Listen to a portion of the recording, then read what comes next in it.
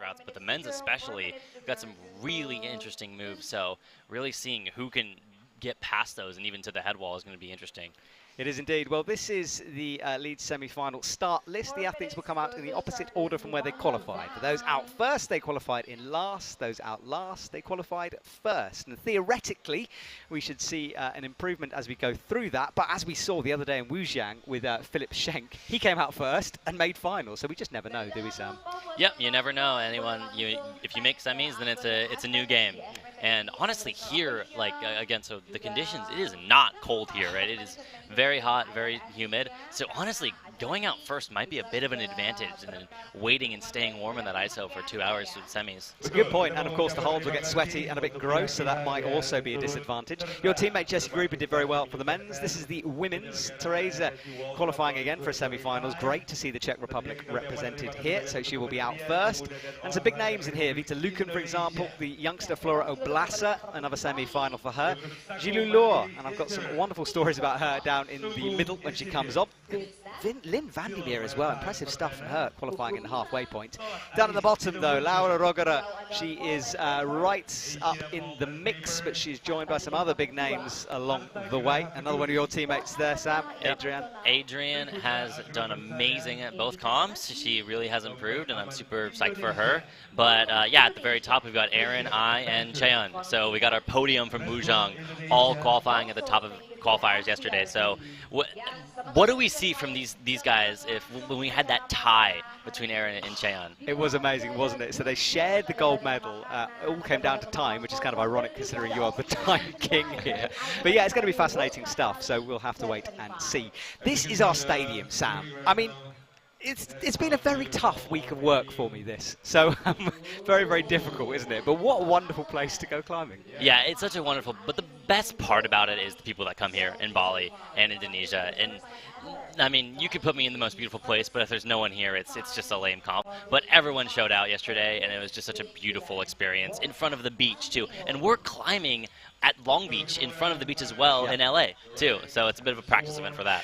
Well, this is the Eurohold World Ranking, the comp that everyone wants to win. These scores are added up throughout the season, and as you can see, Serato Anraku is leading the way with 1,000 points after that win in Wujiang, followed closely by his teammate Neo, who had a controversial finals in Wujiang, and then Alberto after that. It's great to see the Olympic champion from Tokyo back in the mix, isn't it?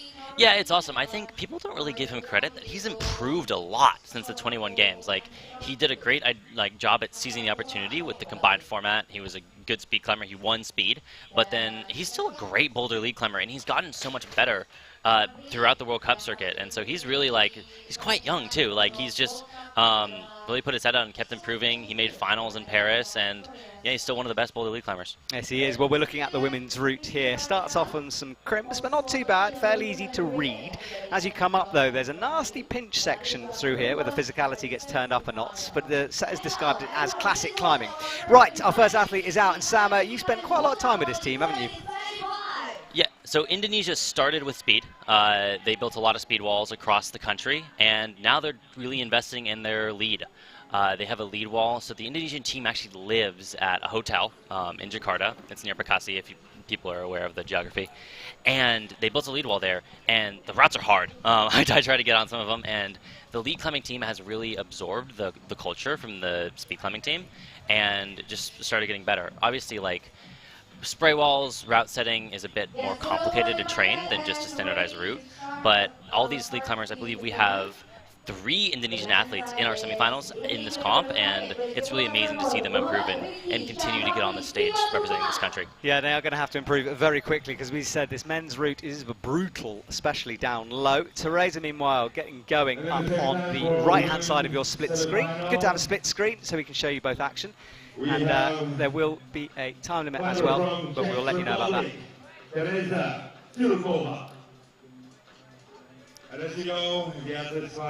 So, underway. Team Indonesia on the left. And Sam, look, he's struggling straight away with this section. Yeah, let's see. I wonder where he's going to clip from here. Okay, good, goes for it there.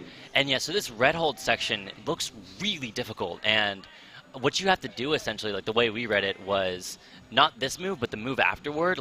Going to the second purple volume looks crazy hard. and you're losing so much energy because you're so close to the ground still.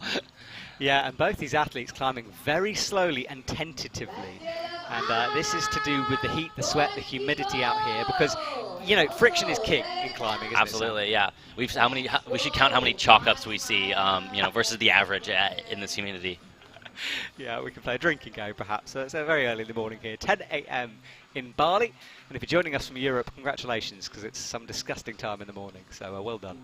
Right, so coming up here, now this is the first of the really powerful sections, shouldering and a sloper to come, Sam, with the left hand. And so, like, what I told you is just how many times do we see people try to just fight to keep their feet on the wall? And I did see a toe hook. That was what I read it as, where you go for the toe hook, and I wonder if anyone will just go straight to that hold, because that's possible too. But go for the toe hook, and then this looks like a nasty section as well, potentially getting a toe hook outright and releasing it. Yeah, Teresa cuts loose as well on the right-hand side. She starts this really quite hard. The first section for the women where they really got to try.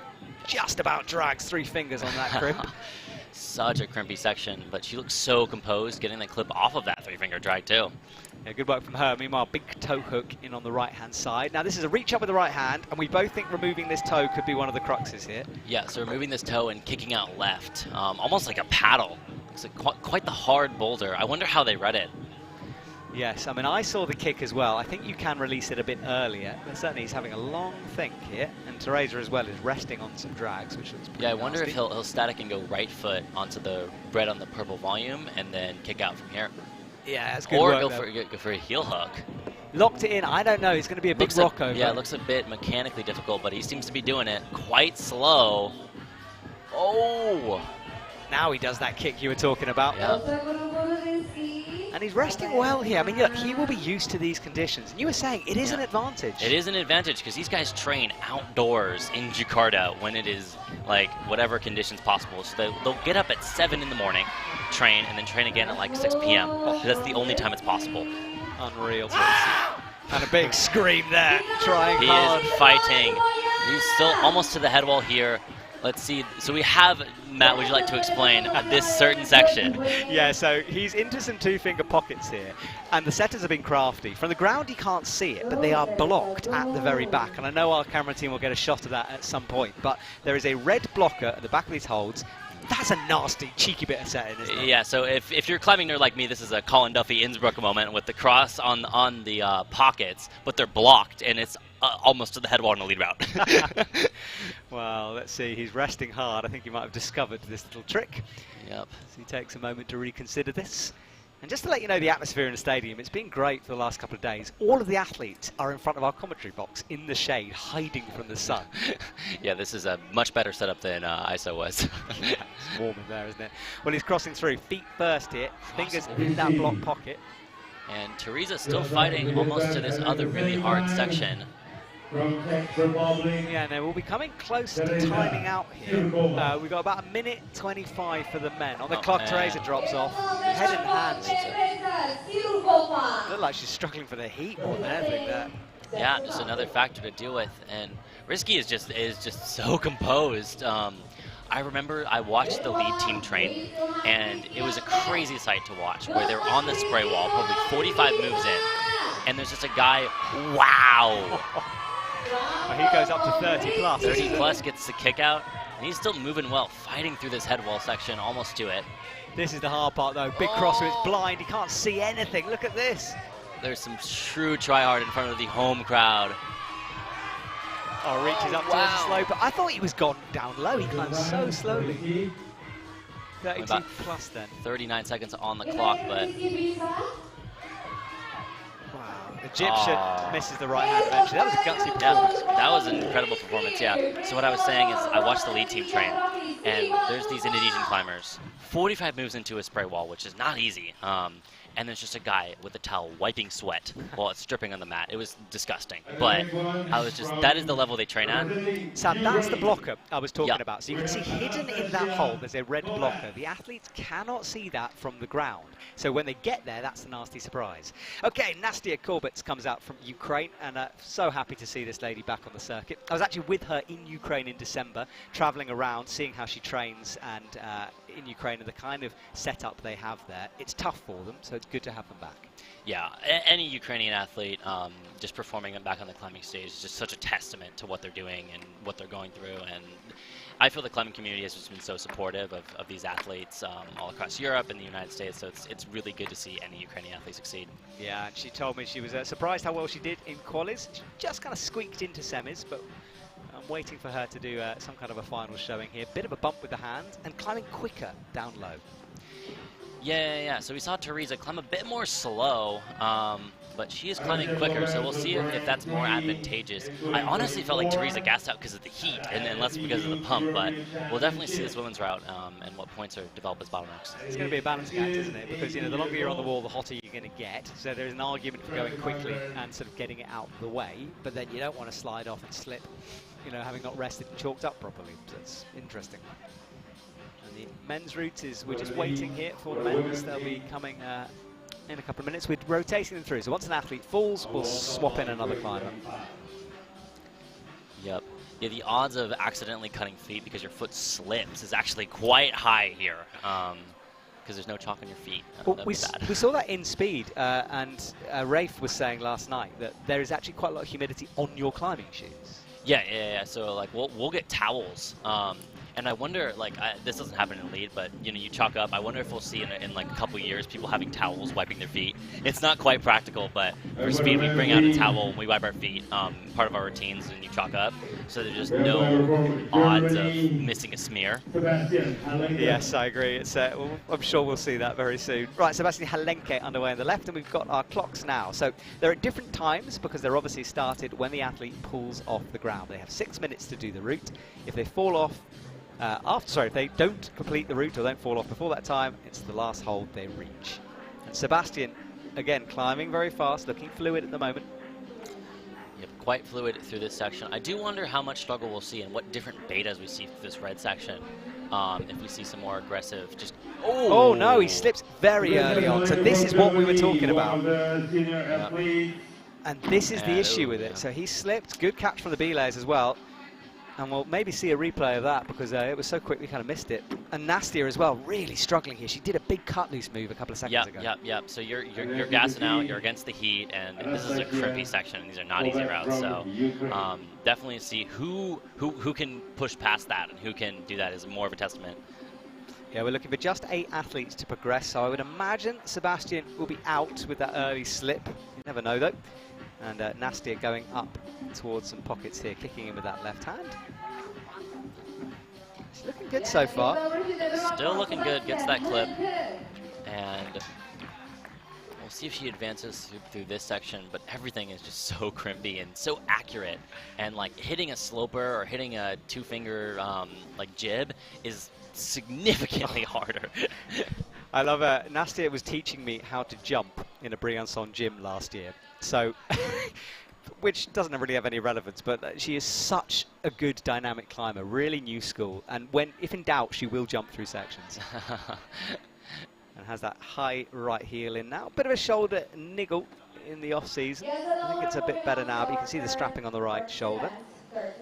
So did you feel like you improved as a dynamic climber? Oh, not at all. Okay. It was just ridiculously bad. I just often just fall into the wall rather than jumping across the wall. I see. It's an issue. Well, this is the weird hand sequence. So I'm not sure she's going to get there. No, she's not. Yeah, the left hand is interesting for that, but I guess maybe she was just going for the plus. Yeah, I think so. Well, another athlete from the Czech Republic gets going. And we have Martin Stranik, and what a legend this is. We've gone from sort of like the youth on the right-hand side to sort of, not, I was about to say older, but more veteran, perhaps. a veteran, yeah. Be careful with your wording on that. Yes, I mean, as an older man, I'm doing the same. But yes, Martin, great to have him back. 2 twins, and I'm kind of I always think, I wonder when Martin's going to retire, but he's so strong, and yet still making semi-finals. Yeah, particularly in lead, I wonder how much the longevity and post-Olympic specialization, I think... We're sorry, Sam, we're just seeing a replay here. Let's just watch this. This is Sebastian. Let's see what happened. So he's looking all good, climb fast. Let's watch which hand. So he's resting. Yeah, he's resting, and I think he just missed. The next move is a jib, which... Let's see. Maybe a foot slip?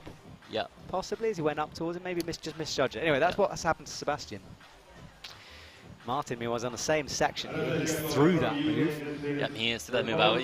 You were talking about Sebastian while Martin was doing the move, and I was like, I hope I don't see that again. But. Yeah, you said longevity is interesting, and especially with the LA news with the 3 separate medals, there's more veteran climbers who are very excited by that, including Adam Ondra, Jakob Schubert. Yep. Adam Ondra announcing that Prague would be his last boulder comp, and he'll be fully specializing in lead. And I spoke to Toby as well, and he said that he's going to go for both. Yep. So it's interesting to see who goes for that and who can get to the level of just lead climbing or bouldering at a high level.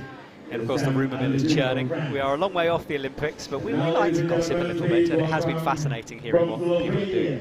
Leaderboard on the right, all the athletes with 0, they've yet to climb. The ones with the score obviously have climbed, and Martin Stranik is approaching Risky's 33 plus high point. Yeah, I wonder if Martin will get through this bouldery section, and I wonder how he kind of read it at the head wall, because he's exceptionally good at, doing that. Oh, well, no, he was gone, really struggled, so I had to flick the hand around the rope, couldn't make it. Now, Vita Lukin is underway. Always a powerhouse of a climber. Still such an incredible story of Slovenia and all their climbers and the culture they've built. Yes, it's obviously people ask me a lot about Janja. She's announced on her Instagram that she will be competing at some events, Copper World Champs in Innsbruck, I think, last time I saw. But right now, people like Vita are flying the flag for Slovenia. And there's some youngsters coming through as well. Rosa Reka, for example, she'll be up later. And Vita will cross through, and looking good so far. See the scoreboard on the left-hand side and the line up on the left. It just allows you to see how far the athletes have got. And in theory, it does get quite a bit harder as we're going up. We have not yet to see the head wall of either routes, but as we go further on, we'll hopefully see that. Yeah, the route setters told me they did not expect to see any men get through to the top. The route setters were mad after Wujang. They were not happy having a tie. I was happy with it. You were happy with it. I did quite like it, yeah. Yeah, it was a very interesting and exciting moment. But they were like, how did we have these good climbers, so we'll keep pushing. Yeah, exactly. Which is probably one of the first time that's happened for like route setters making stuff intentionally harder for someone not named Janja Gambrit. True, that's a very good point. And I was talking about Chen So, who will come up later on, how good she is at the moment. But our top 3 for the women, Mori, Chen So, and Erin McNeese, very strong. But Vita could be one of those. She's made finals a lot in the past. Recently, sort of had a lack of consistency, perhaps you could say, for her. A little bit, yeah. I think, she won Koper in 23, so still probably one of the best female lead climbers in the world. But, yeah, had a bit of a lack of consistency, but that happens in lead. I don't think it really reflects her as a climber. She's exceptionally good. Yeah, exactly. So experienced as well, and she will power her way through certain sections. And underway as well for the mentees of Van de Crest from Belgium. There he is in the yellow, new team kit from Belgium this year. I like it. Yeah, looking snazzy. I think people are trying to, we start having a fashion contest across the circuit to see who has the best jerseys. I think Japan's winning so far. I was about to say Japan's Japan. Won. I did get a jersey. So you did? I did. I'm yes. so jealous. I did. Yes. I'm gonna have to get on this. I need one. So tees with a big high heel early on here, and it just shows how hard this is. That's a tricky move. 3 clips in. Now reaches up to clip the 4th one as well. Vita really battling with his hand sequence here. Looks in a bit of trouble. The shoulders are coming up, slaps for the plus. Yeah, what an experience move going for that plus instead of going for the clip. She knew, didn't she? Yeah, she knew. Perfectly in touch. All the fight's gone. She's just the plus. And I tell you what, we talk about athletes coming up first. Teresa, very good at the beginning. Yeah, Teresa and Risky from Indonesia. So still get to be taught about knee bar. Is very interesting. And another reset, another chalk up. Got to have at least double the chalk ups when it comes to climbing in Bali. Yeah, exactly, and this is so fascinating. I mean, this is why I personally quite like outdoor competitions, because it feels like the conditions change so much. And in Wujang, people were barely resting because there was an air conditioning unit. Air conditioning. He's stopping full knee bar 4 clips in. Yeah, it's pretty unique. And there's our lovely shot of the wide, and you can see the ocean behind us, where quite a few athletes have wet hair in front of me. I think there's been a few early morning swims. A few post-comp dives as well. T's very stretched out here. Could be in some trouble if he releases this toe. Oh, just about. So let's see if energy-wise with that knee bar, it was quite interesting to see him reset. But would that be worth it going into this section? with this release. So yeah, so Rizky had the heel hook and then right hand. I wonder if we'll see any other betas for this. Yeah, this has been a section a lot of sort of stopped, because the thing is the holds are big, but it's hard to move away from them, perhaps. Yeah, yeah. Chalking up as our first Japanese athlete, Natsumi Oda, will be out in a couple of minutes. And good shot there to show how slopey the holds are. And of course our camera's on the wall showing you. It's deceptive, these big volumes. They look wonderful, don't they? But boy, are they slopey, especially in this heat. Yep. So we do see a heel hook, same beta, with the kick out. Oh, missed a little bit off on the missed the kick, yeah. Yep. Tease is done. Right, that is Natsumi Oda who gets underway here. Yeah, Natsumi, part of a big team Japan, of course. She's just 17. We had the 17 club in Wujiang. It seemed like everyone was 17, which is a bit depressing. But she was 22nd in Wujiang, 3rd at the Asian Champs. 3 years ago. Yep, strong performance. So many Japanese athletes that just once they get an opportunity to go to any World Cup, they compete in the Japan Cup. That's the real competition, and the World Cups are just for fun. Yeah. Well, it's true. I mean, I think we could fill the roster with Japanese athletes, but the rules have changed this year, making it more difficult for that to happen. There's less quotas, or quota places. And how do you feel about that? How do you feel? Oh, I don't know. It's a political one, isn't it? Yeah. I understand the thinking behind it, but also I understand if I was Team Japan, I'd be pretty annoyed. So I get both sides of that argument. Yes. So I'll politically stay quiet. All right. But yeah, I mean, it's a system to explain to everyone. The quota system's been reduced, so there are now less places available. For some teams, that's not an issue. For others, it's a big problem. USA being one of them, France, for example, and of course Japan, where their C team is probably their A team. So yeah, we'll see. I mean, it could make the best raise themselves up even higher. I mean, you're going to have to be incredible to get into the Yeah, of course. Of course, it's kind of always been the same thing. I don't have to be political. I can say I'm not the biggest fan of them getting rid of the top 10 quota rule. I think, well, if you're at that level where you're top 10 in world rank, it adds some incentive to go to more comps. To go for that and to avoid these insane Japan Cups in like first speed, example like Chinese nationals, is absurd. So I'm a decent fan of it. I think they should bring it back. But yeah, I don't have to be political. Yes, exactly. You can say what you want. I'll stay quiet. But no, I get it. Anyway, moving on from that one, Natsumi Oda looks back at the clock. 3 minutes 51 on the clock for her. And again, just resting very early and feeling like she's in trouble. Yeah, she does look kind of composed through her rests, but I think we see one of the first few cuts going into that frigid. But yeah, this is a crimpy section. This is hard. The Ratsetters are mad after. Yeah, they are. They've stepped up the base, and I like it. You know, you talk to any athlete, they don't like easy routes. They want to fight. Yeah, without a doubt. As a commentator, I'd quite like to see a few tops along the way. Hunsyong No on the left-hand side starts his semi-final. He was already power screaming early on in his run. Yeah. So we'll see. Like even the start of this men's route is not easy. Like you got some very technical like jibs on dual tacks, which I mean again, it sound like a broken record, but that is way harder here. Exactly. All right. Well, Oda reaches up just onto that jib, hits it quite nicely. Looking good. I thought she had a moment when she looked down at the clock, and she seemed to sort of fight through that section and done well. These do seem like slower routes. I wonder if we'll see, like, especially towards like Aimori, if we'll see some timeouts. Yeah, Aimori is back, by the way. I know her huge fan base will be looking forward to that. Weird hands again. Now this is the unwind. Teresa did it really well, and so does Oda there. Good work from her. She crosses into that yellow side ball. Yeah, Aimori exceptionally. It's going to be so cool to see her specialize in lead going into the Olympics, if she chooses to do so. I don't know. Yes, I mean, who knows with Aimori? She's a bit of a mystery. She doesn't really have social media. She has other accounts doing that for her, but they're not officially hers. Yeah. She is such an interesting person, just loves climbing. I think she might have graduated, but she was just a regular college student in Japan. Very humble, just literally at points the best lead climber in the world. Yeah, she was. She's beaten Yanya, but we'll see her teammate right now who's doing very well here. Oh no, falls just on the head wall transition. So Oda comes down, and we'll have to wait and see for that one. And meanwhile, who looked a little bit shaky down low, seems to have calmed himself down here. So we'll see if he goes for the same beta. And I honestly don't know if it's the best idea to just wait on this heel hook. Not too many good toe hook, sorry. Not too many good rests on this route, but I also just want to move on to the bouldery section getting into the head wall.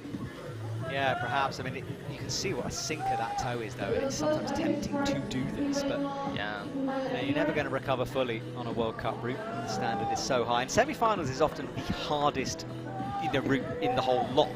Yeah. Finals are sometimes easier. So kicking out left here. I think it's probably one of the most composed kicks we've seen, hitting that way more statically, a bit taller as well. Yeah, shoulders squeezing here, and that's a big rock up on the left heel. Good work. And he should be moving soon towards the pockets. A little bit of a power screen, but gets through it. Super solid feet. Gets the clip, and let's see this blocked pocket section. Yeah, I can't actually see a block on the first one. It might just be the second. It might just be on the volume, yeah. I couldn't exactly see it either. No. So it's the second one. We showed you a shot of that earlier, and I'm sure we will later on, because it's a sneaky one. Tricky feet here as he brings it underneath him, really struggling. Elbows going up. Oh, he holds the pocket. Oh, let's go. Big two-finger drag there. The athletes are filtering out from ISO as well, who have climbed, looking very, very breathless and sweaty as they pass us. Oh my god. So no, what can he do? This is the cross route on the block. You've got to trust that the other hold is there. He slips, flicks himself on the rope. I hope he's okay there. I think he is fine. And gets lowered down. All right, so yeah, Mohamed Rizki still holding the top spot, so we might see an Indonesian final appearance, but still quite early. Yeah, and Flora Oblasa is underway. We featured her last year on the World Climbing Club as one to watch because she was one of our youngsters who came through. She was just 16 when she started making semi-finals. Her teammate Jessie Pill still injured, which is a shame. She posted that on Instagram. Yeah. She wanted to start in Wujiang, but has had to delay the beginning of her season because of that finger injury. It's a nice, I'm having a good morning here, Sam. Yeah, it's a good morning. I think, yeah, honestly, climbing a leader might be a bit of a disadvantage. The wall is facing away from the sun, so it's not getting actively hotter, but maybe not the best setup as far as like heat goes, because starting at 10 a.m. and then the later climbers will be around 12. So. Yes, I mean this evening, it's a very late finals this evening, so I think it starts around about 8 p.m. here. Some of that's to do with the music festival next door and the clash of sound systems, but it does mean better conditions hopefully for the athletes. If the rain stays away, looks pretty good right now. Yeah, so I was actually shocked for speed finals. I thought it was going to be peak heat at 3 p.m., but it was actually kind of overcast. It wasn't too bad. Yeah, you got lucky, I think. Yeah. So Flora spread out with that high toe hook right now. This is the first risky move. It's probably easier to cut loose, but obviously that's scary. She keeps the right toe on. And looking good. Moved through that nicely, actually. Shionamata about to start his semi-finals. And Shion, I might take as a pick to move up a little bit and fight for a final spot. Yeah, it was a fairly low quality result for him, wasn't it? Yeah. Also share the same top 3. So Flora way towards the right-hand side of the wall. That's not a hole, that black section. It's kind of dark grey on the wall. We have Sebastian Helenke, by the way, has just entered our area, sort of with a shake of his head, shrugging his shoulders. I think he'll let that fall go. It's one of those things. Yeah, this is right. And actually, Shion, cuts feet quite early, but. I do like Shion. He's very funny. He's got some great stories. I love all the Japanese boys, all the generation of Serato, Shion. Yeah. Such funny people. During Copper, he forgot his trousers last year and had to borrow the trousers off a coach. Which I thought was just a great story. Oh man. He was also fishing apparently before the finals. Apparently so. Fishing. Oh. Here or in? No, before Copper finals. Interesting. Yeah. Everyone has their Copper team. Never heard that before. Me neither. Flora is doing very well on the right-hand side here. Yeah, we'll see if she gets through this crimpy section. She flicks those feet through. Very confident is Flora. She's a confident lady considering her age. She knows exactly what she's about. And good results as well throughout the season last year. As I said, like she came onto the scene and we kind of didn't know what to expect. Didn't have the best end of season, still made semis though, but she had that silver medal at the European Cup most recently. So a good boulderer as well as lead climber. And Shion is looking good as he hits the end of the reds. Oh, I say he's looking good. He's really working hard there as he cut loose and cracked in the left toe. Flora Oblasa goes right into the pinch. Flora looking strong.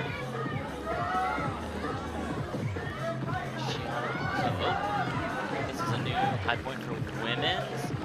Yeah, I think it is. Yeah, let's see that. Yes, 38 there, so above Oda. Now she drops off, head in her hands again, just looks at her fingers in disbelief, and she's slid off. Man, but still strong performance from Flora. Yeah. Yeah, good work from her. So she moves up into the top spot with quite a few to go, though, but still impressive stuff.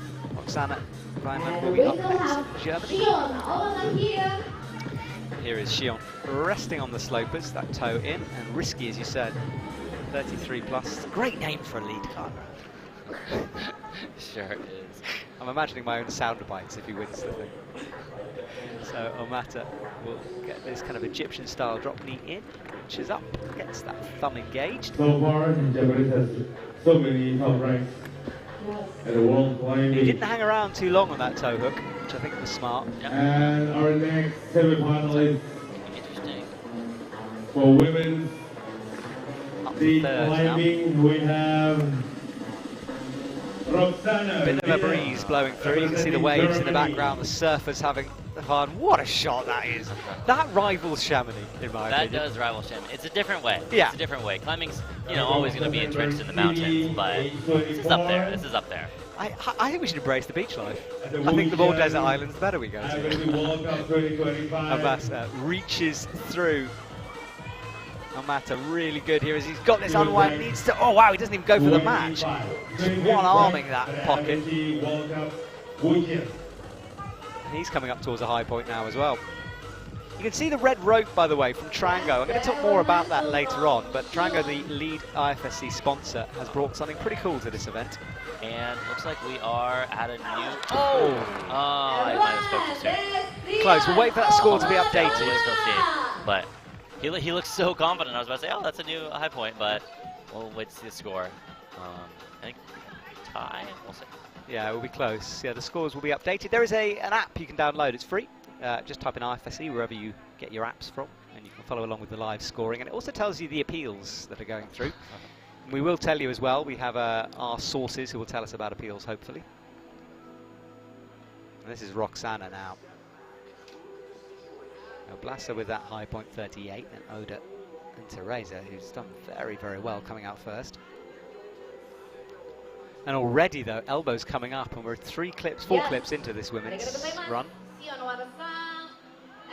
We're going to go to the 7th semi-finalist, also from Good so far from her, but I think, And yeah, now, I don't know, not 100% yet from to her. reach the top. And this semi-final round for Twisting through and a IFSC ginormous chalk bag to take up as well. That is an interesting aesthetic choice, but it looks amazing. Hold on a second. Yeah, it's a big one. It is big, yeah, the Yes, weight. give applause Anyway. everyone I don't know for if it weighs too much. I think it's just more so like the Shimizu. shifting would be. Oh, what, It doesn't look very like tight on her body. It's like got some slack in there. The momentum might swing her off the wall, Yeah. maybe. That'd be a great excuse, wouldn't it? I think I'm going to use that one. That's on my list of new excuses when I fall off routes. My chalk bag swung me off. Swung me off. I wonder if we'll see a moment like Yanya in Innsbruck 22 where Uh-huh. chalk bag fell off Yep. and she still topped the route. So Maybe. I'm not sure in these conditions that would happen. That'd be a miracle. We'll see. Yeah, Roxana, the lowest placing, highest placing German female athlete. Hannah Moyle is back. Didn't manage to get into semis. We interviewed her for the World Climbing Club, which is free to watch on YouTube. 2 episodes out from Bali now, so you can go and see that interview. And Roxana looking good. I thought she was uncomfortable down low, but has worked her way through the crimps nicely. No text with that left hand, though.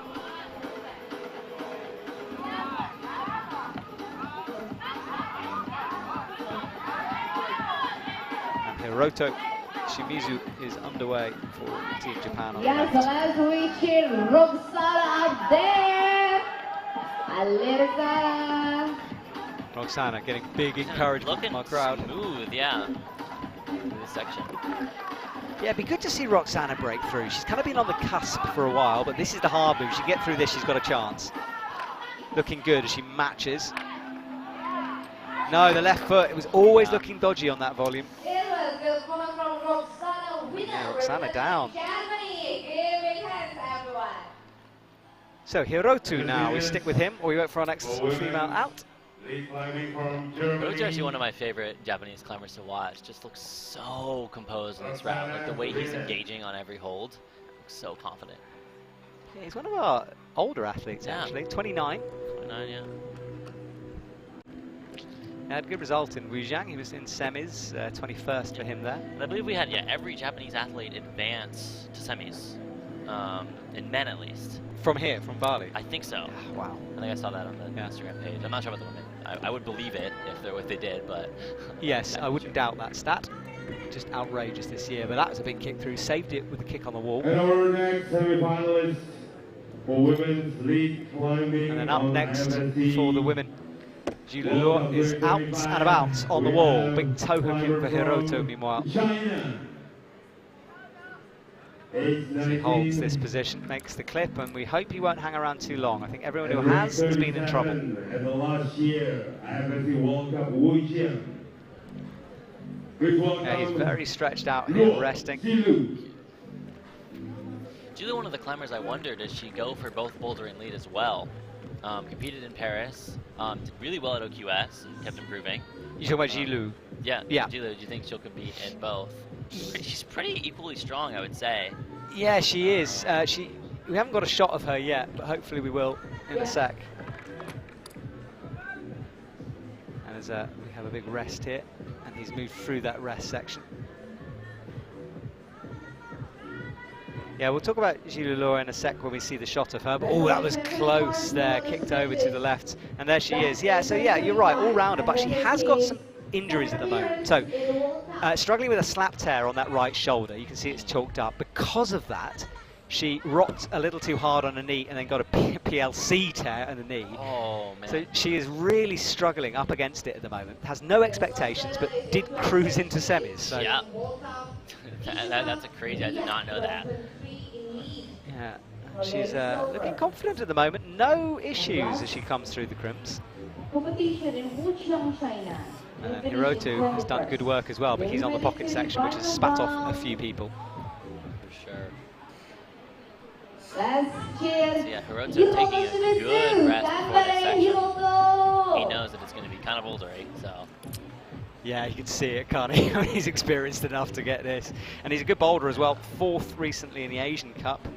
Yeah. Oh, sorry, not recently, it's 23. He hasn't actually competed on the IFSC circuit since 23, apart from Wujiang.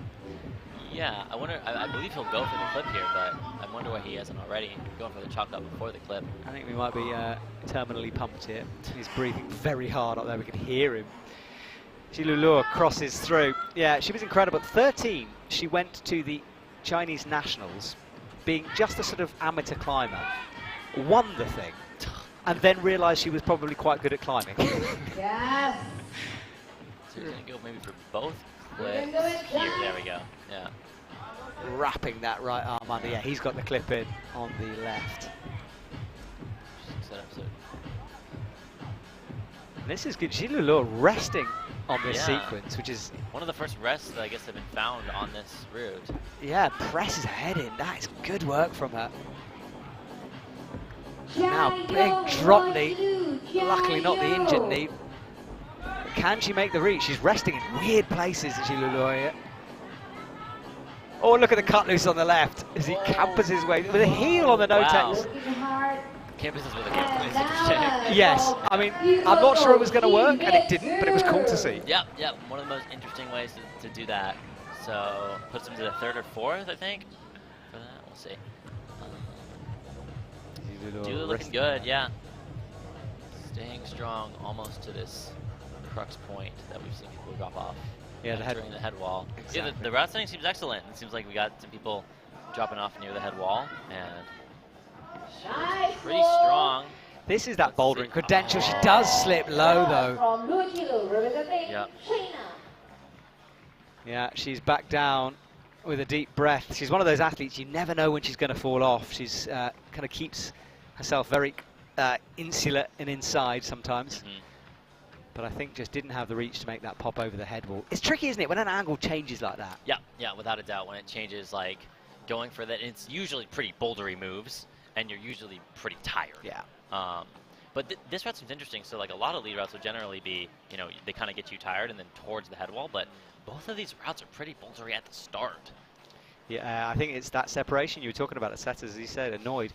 Gosh, I love this drone shot. Honestly, I don't want to go home tomorrow. I really don't. Like, look at the surf break behind our climbing wall. Yeah. He lives in Chamonix, by the way, so that's a lot to say you don't want to go home. Well, I am home for a day, and I've got a slight passport issue, so it's I won't be seeing much of my mountains. But I would still prefer to stay here, in all honesty. Okay, next up from is Victor, Guglielmin, sorry, from France. He will begin his journey. Big pop-up to start with. And then on the right-hand side, we have Masahiro Kuzu, who's about to begin her run. Well, at the same time, on the women's track. Team France, always strong. They're another team who will sort of be disadvantaged by that quota change situation. Japan, age 20. And Max Berton will be up soon as well, who's made every single semi-finals he's ever entered. So that'll be interesting. That's an interesting stat. And, Max is, yeah, strong. He made finals twice? Yeah. See what his teammate can do. Victor looking good so far as he cracks in the heel. And his sister Oriane, she's just doing boulders this year, right? Oriane Berton. Yeah.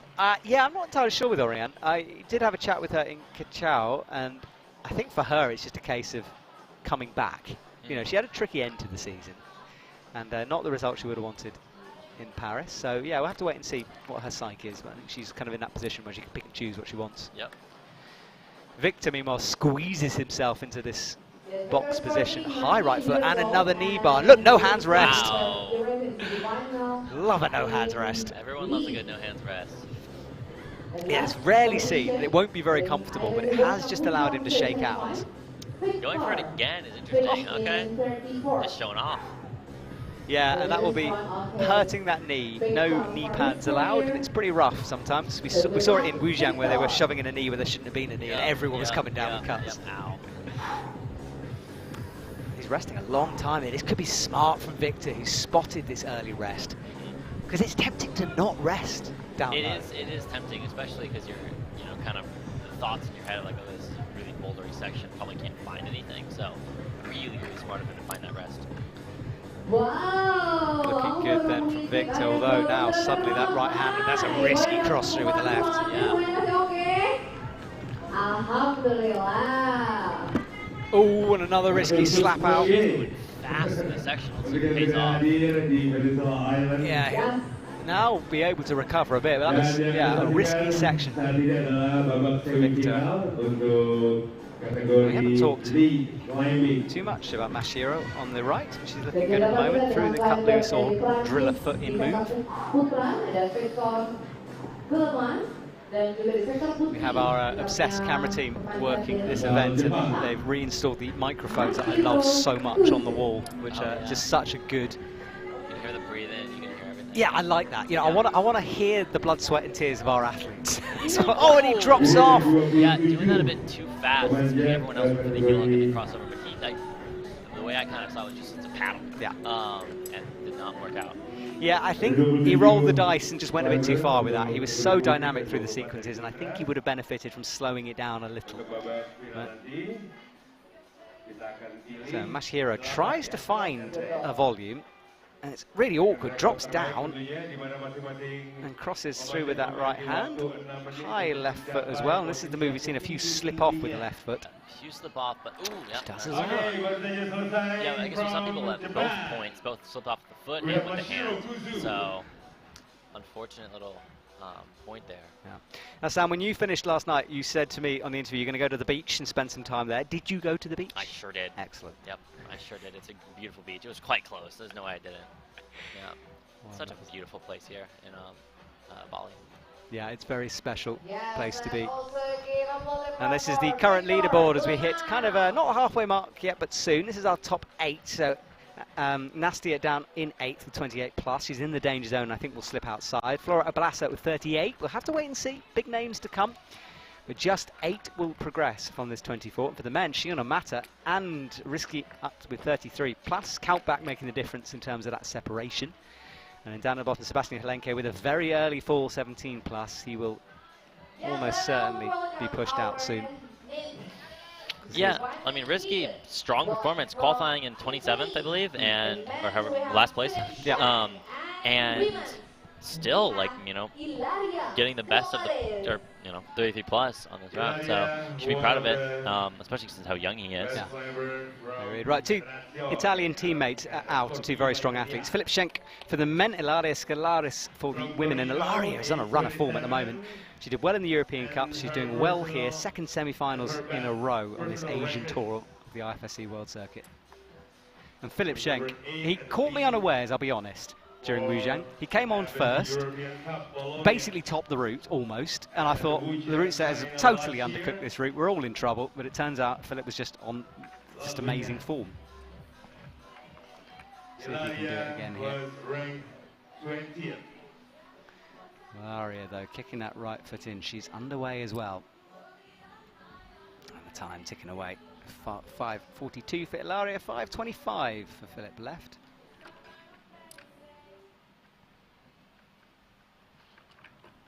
Good work as both make the clips through. Those quick draws as well provided by Trango.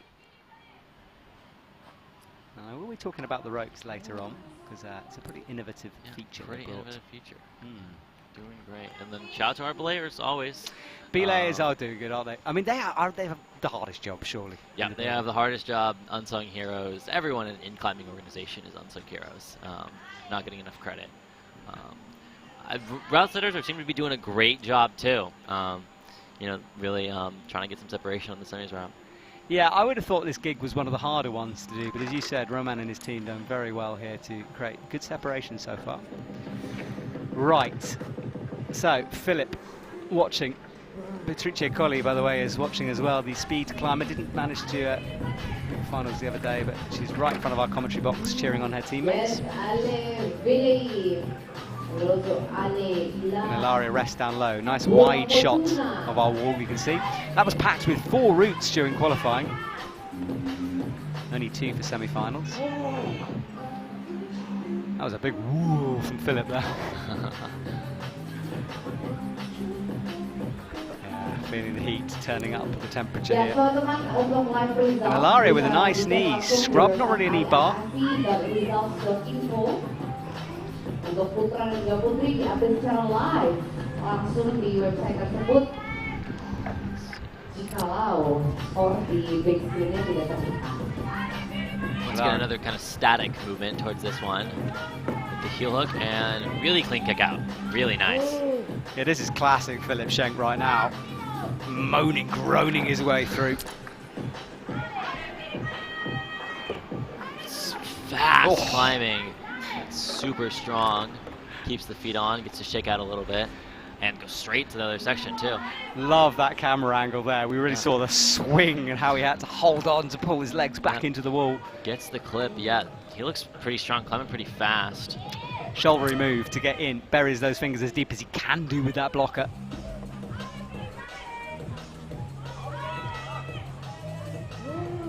Philip still moaning his way through.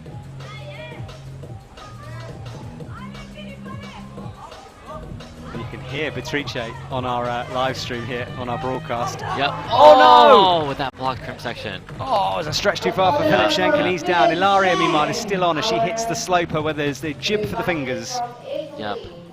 Philip just looks so confident going through that I feel like thought he could get that move really easily, and then the block crimps kind of got him. Yeah. Just a shoulder move too far. Ilaria, for the first time, is in some trouble here. Makes this match. You can see the move she's got to do. It's no text for that heel. It's a nasty move, this. She sits on that heel nicely. Comes up with the left hand. Yeah, moments like that where you can just sit on a heel or something and just stay on the route is probably very, very nice in these conditions.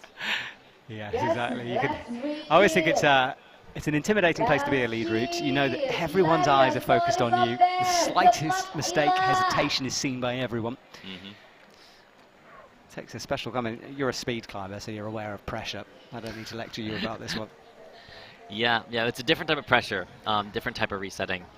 Spoke to Toby again about this concept where basically competing in a speed final is like being on one long lead route where you have moments to reset and you got to just keep going and stay focused like the entire time. And in bouldering too, like resetting both between attempts and between routes. It's just one big concept of like pretty much any sport. It's fascinating how you describe it like that. I can't believe how you guys deal with that. Ilaria dropping down, screaming. She's taken a while to get into this position. She's only got 1:30 left on the clock. Yeah, once again, pretty slow climb, but I think if she just gives it her all, then it'll be used up pretty much. Let's see if she gets this clip here.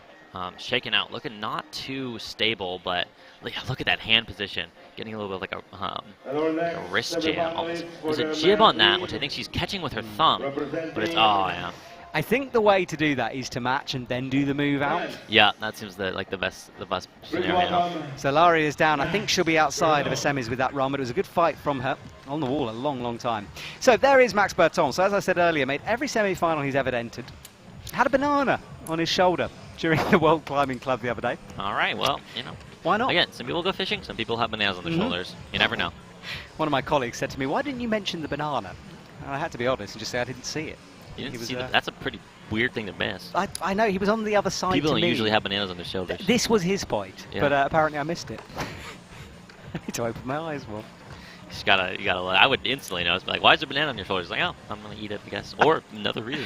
I think it superstition. I think it was Roman de Grande. I'll never know. I will never know. Ask next time. Yeah. Well, Max climbs with zero fear. He's young enough just not to care sometimes, and he's really fun to see climb. Absolutely. Yeah. You got the confidence. Make every semis. Oh yeah. Make some finals. And there is Max from Team France crossing through. Nice and secure so far. Careful with the unwind. Makes these clips, and then you can see how overhanging this wall is. Occasionally it's difficult to tell from the wide, but that down shot really shows you with the quick draws hanging off. Women's round, representing Korea. Everyone, that's it. Team Chae-yong. And a high toe hook from Max here. Doesn't look like he wants to hang around too long though. Using those straight arms to try to rest. Makes a bit of an awkward match in there though. Yeah, it is a bit of an awkward match, but we'll see. He's climbed pretty fast. So he definitely has time to get through this section statically. Let's see if he goes for the heel hook again. There we go. Yeah, looking good at the moment is Max Berton. Bit of a scare there, trying to smear the dual text, but gets the kick out pretty fast and is moving on again pretty fast. Let's see. Oh, yeah. Super confident. Let's see if he can kind of reset, slow down. This is the thing with Max. He just doesn't have that fear factor. He doesn't have that fear. Yeah, he just goes for it. And on the right-hand side, we haven't mentioned Seung Kim very much. Seung Kim, sorry, but she's underway for the women.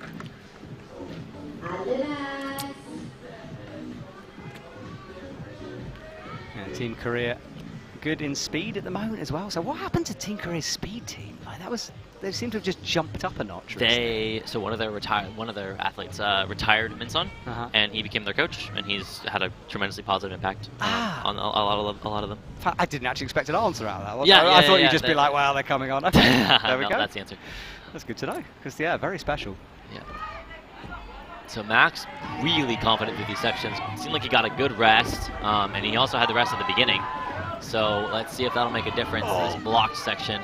He's got to kind of slow down. Yeah. Yeah. This is the move on this. Wrapping yourself around that purple. Yeah, that seems like so hard. Like knowing to reset there too. Yeah. And I mean, it's so challenging because you go through this move, and then where it's easier, there's no blocks, and then there's ones with blocks. That's way harder. There's none who's Well, we stick with Kim here. She hits the halfway point. Yep. And doing good. Flora Blatzer still leading the way. We still have Strong performance from climber Flora from Blasa. Korea, Kim See if Tae-young. Kim can. She creeps up to that right hand, doesn't she? Elbows going up, but everyone looks like they're fighting down low so far for the women. It's a real slow builder of a semi-finals route, this, for both the men and women. Yeah, we haven't seen any timeouts yet, though. No. Jesse Gruber will be on the wall in a little bit, but Although I do see time being a factor on this, in terms of that you need so much time to rest and chalk up on this. yeah. You know, you're going to have to really not do that if you want to. I'm really excited to see Jesse climb actually because of that. Oh yeah, he's not the fastest. He is, not a speed climber. No. No, he is not. Yes, now we So have Kim rocks up on that hill, looking very here secure in at the the final moment. round. And then In Do-hyun Let's Lee give a comes round on for the for men. Lee. Brilliant to see Do-hyun climbing so well. He'll be with his teammate in a second. Udah nggak asing lagi ya kalau kita melihat Kim unwinds the shoulder. And Interesting she'll to see Doyan on the lead circuit as well again. Yeah.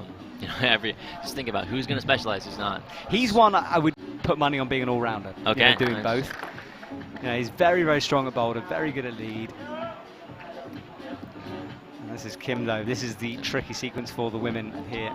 Yes, I think the best option is to match and then kick your foot out. Do you think? I think so. I think that's where we've seen the most success. That weird kind of hand flick move just seems risky. It seems like both of these moves, both the left foot kick out and the grab, is quite difficult. Yeah, I think so too. Slopey volumes, and if she's into that move, does it well. Yeah, there is Do-hyun Lee on the left. Had a nasty shoulder injury during the OQS and into the Olympics that did sort of finish his Olympics ready before it started, but he's back and fit this year.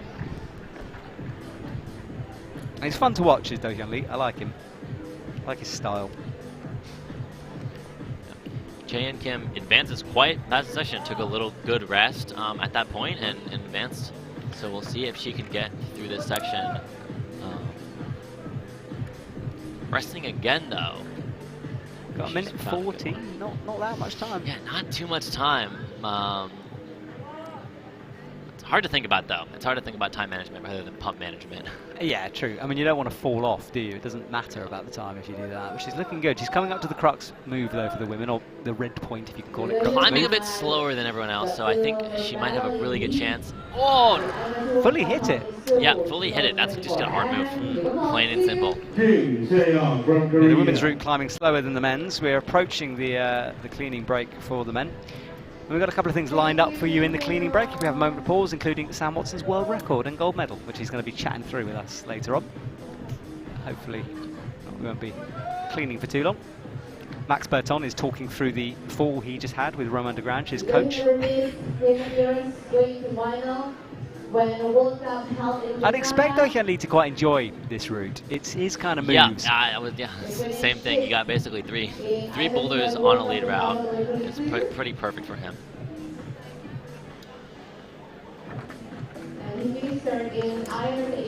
Hits the clip. See if he goes static. I would guess so. Goes for the moves down actually.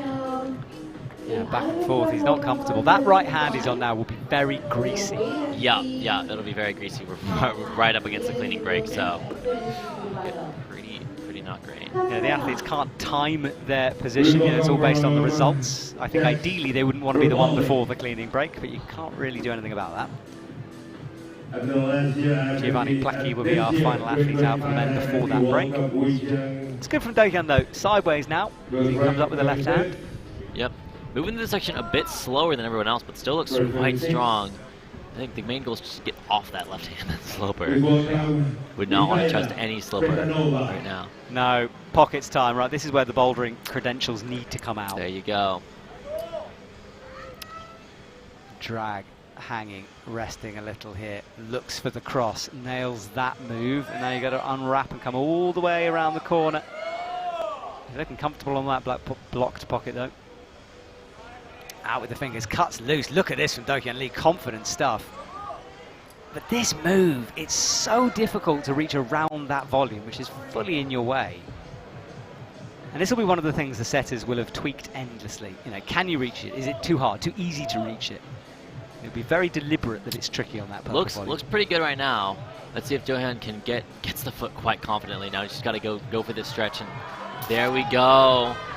Was smart Again. and readjusted. Michaela Smetanova, by the way, Almost went for the bicycle, but then went for the hand. Wow. Oh. This is going to be a high point for Dokyeon Lee. This will be a high point. Stays. Oh, just missed. Yeah. Well, strong performance though. That was really, considering we know that head wall is a step beyond what most can do, that was good work. Yep.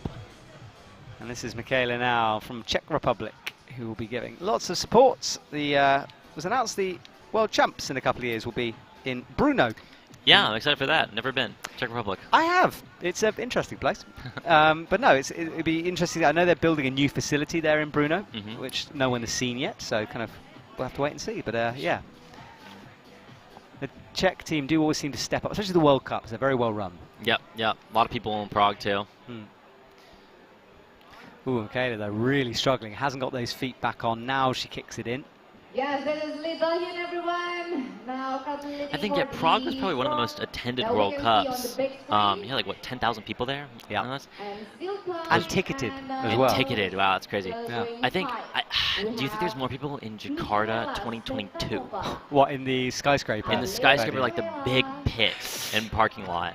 Yeah. Like because it was two separate venues. Like there was a screen there was people watching the actual comp and then people watching the screen replay. True. Just outside. It was yeah. It's one of those events I will always remember that. Yeah. This is good, but that was equally, it was different but equally fun. Yeah, I think the president of Indonesia was there as well. Apparently he was going, and then I think the vice president or something went, and there was Well, I think it was a bit of a political. I'm sorry, sorry. He was definitely meant to attend, but I don't think he did. So Michaela now, big move up with the left hand. Needs to make this match in a minute on this hold. Heel in, toes down as she rocks onto that heel. I tell you what, 37 plus in third place is looking kind of good at the moment. Yeah. Still have plenty of climbing to go and some very strong climbers to go, so don't peak too soon. But Flora, at least, I think, getting past that move is pretty helpful. Yeah, I think so too. Let's see if she can make another finals. And Giovanni Placchi is underway for the men, the final athlete out before the cleaning break. Quite a few women to go as he swings quite wildly there. Manages to get a foot back on. Oh, and dropping out. Michaela, an early-ish fall on that cross, which has caught a few people. Yeah, still pretty hard move, but strong performance regardless. Yeah, 3 to go for the women. Women's is climbing slower at the moment. Giovanni has 5 minutes 20 on the clock. Very sad Annie Sanders is not attending.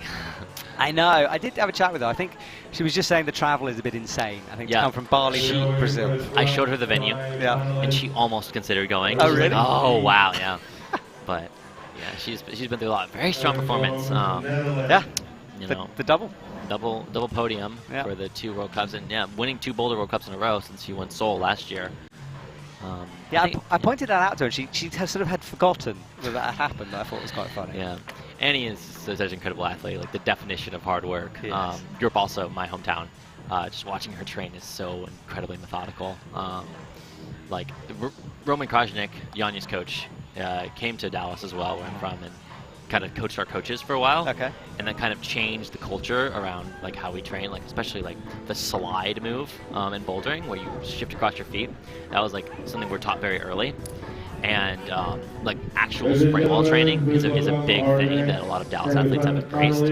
And so, And why hadn't they? Do you think it's just lack of facilities or just knowledge on that one? Well, people don't set hard enough and good enough spray walls. I think Gregor actually did a podcast, Gregor Vazonik, the really legendary climber. He now works in setting, but he talked about, he went to the USA Climbing Training Center and just like, the spray wall is awful. And Josh was like, oh, you're joking, right? He's like, no, it's not good. And you really can't place similar holds on similar angles in similar places. Okay. Ideally, almost no jugs on the entire wall. And like, it's funny, Roman calls, there's a half of the spray wall in Ljubljana, the gym they train at, that's called like the American side, where they train the Americans because it's a little bit easier. Wow. But yeah, training like that has just been such a good. Giovanni dropping out. Lose Giovanni Yeah. through that section. It's interesting to hear that because, spray walls are one of those things that I think unless you're a professional climber, it's quite hard to get your head around spray walls. Yeah, quite hard to get your head around, and it's, I mean, if you're a setter in a gym, like, you can kind of think, oh, just throw holes on the wall, you can make stuff up, but there is really a solid method to figuring out what's the best spray wall to train on for these athletes, and how to get them used to moves that are ever-changing on the World Cup circuit. Let me just pause a second, because Lynn Vandermeer really had to fight to get that right toe in there. Yeah. Both of these routes, I thought there'd be, you know, some more struggle through the beginning sections on both of these, but yeah, she really had to battle. It's kind of a grit your teeth and go kind of movement. Yeah, there. a bit of an early fight, but it's all good. Okay, she crosses up now, hits the crimp. She might be struggling with this heat here today, coming from the Netherlands, maybe not used to this kind of temperature. And up she goes into this giant green volume that points upwards, just in case the athletes need reminding about where to go. Points upwards. It's a root sign, that's like a Google thing. Up, right, got it. Go up. So it's actually just a motivational, you know, if you really look into it. Like you know, it's all psychology. Just right? go up. Well, Lynn has got the knee bar in, which we saw. Oh, no, hasn't got the knee bar. Sorry, she doesn't. Looked like she did on that shot, but no, it wasn't. Good outdoor climber is Lynn. So that crosses the outdoor circuit as well as the indoor circuit. The outdoor circuit, I've never heard that term. Me neither. It's like a just made that one up. She goes, you guys have like a competition of like who can get the best boulders, and it's like, you know, you get your points on the circuit. Don't say it, it'll be a thing now. Although it might be more work for me, but we'll commentate on that. That'd be great. That'd be actually kind of fun. You could do like a world climbing series, a world climbing club on this is what's new in the outdoor climbing world this week. I would quite like that. Yeah. I think my bosses might think differently. I'd watch, yeah. 3 minutes on the clock for Lynn. Cleaning break underway for the men. You can see the rope going through that, and Lynn, a little bit of an adjustment there as she makes good progress. She's climbing pretty slow though as we hit the just under 3 minute mark. And try hard face all the way from her as she wiggles that clip jaw in. Nearly fell on that pinch move as well. Risky is getting high fives in the in the athlete area.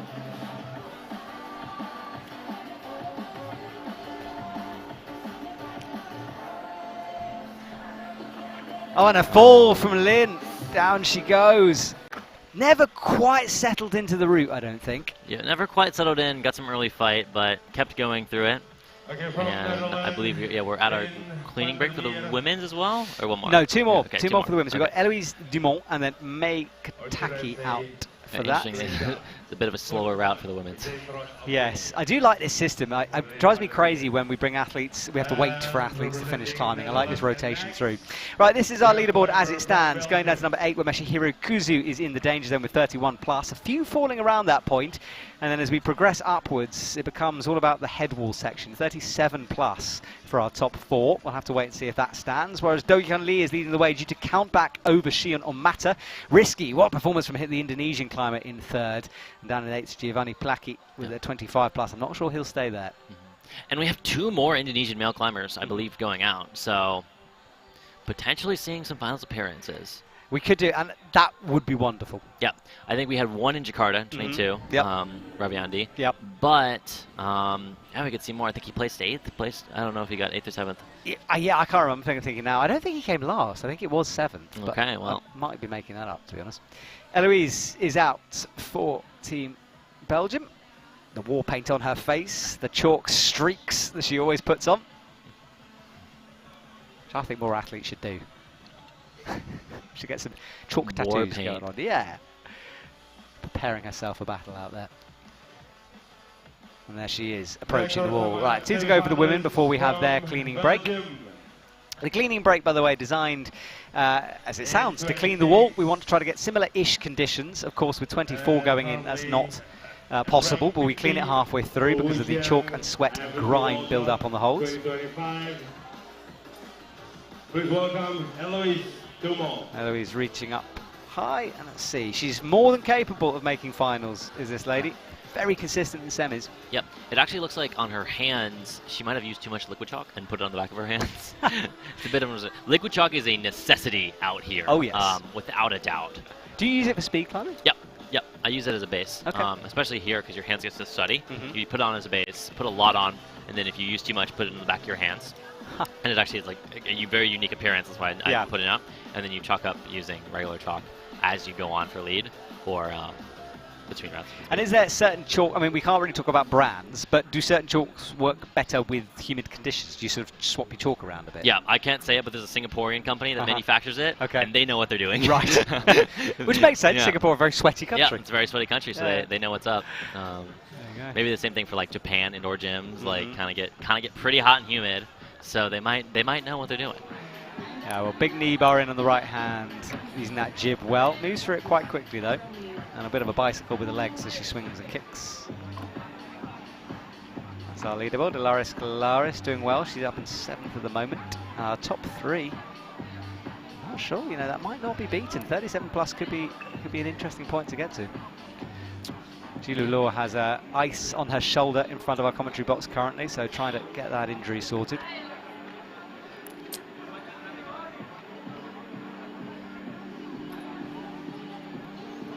Eloise creeping up, no dynamic moves, just locking off that right arm.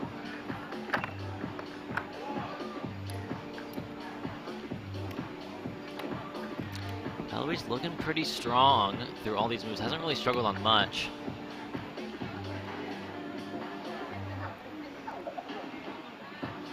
Yeah, you're right. Solid stuff from her so far. Tends to turn on a sort of power scream, aggressive mode when she starts to struggle, so I'm sure we'll see that as she gets towards the top. We do have mics, I'm sure we'll hear that. Yeah, we do. You can see the mics there on the wall. Such a good feature, it really is.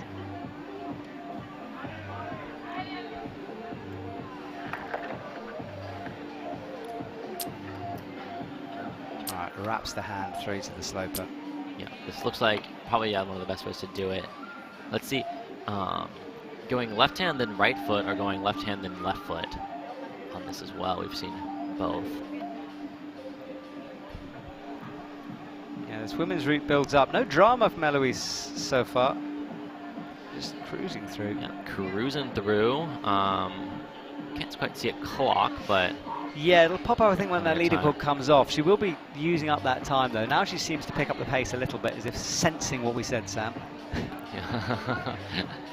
Yeah. I mean, again, I think the more seasoned veterans kind of know, like, it's probably more efficient to only worry about pump and not about time, because you just don't want to fall, and kind of knowing like the heart of the points of this section, that you want to just rest as much as you can, if you can find a good rest. Yeah, All now right. the fight comes, the power scream eventually, but it's a bit low maybe for our top 8. She's in 5th at the moment, Yeah. in 37. And we still have one That more. plus might make all the difference. That plus you know. might make all the difference as we see new climbers. But we might even see 38, because there's still plenty of climbing to go in both men and women. Yeah. Dan Okay. sambil kita ingatkan juga bahwa nanti malam akan berlangsung acara final So, one last untuk AFC woman to go here from May Kataki. She will be climbing. climbing last before our cleaning break.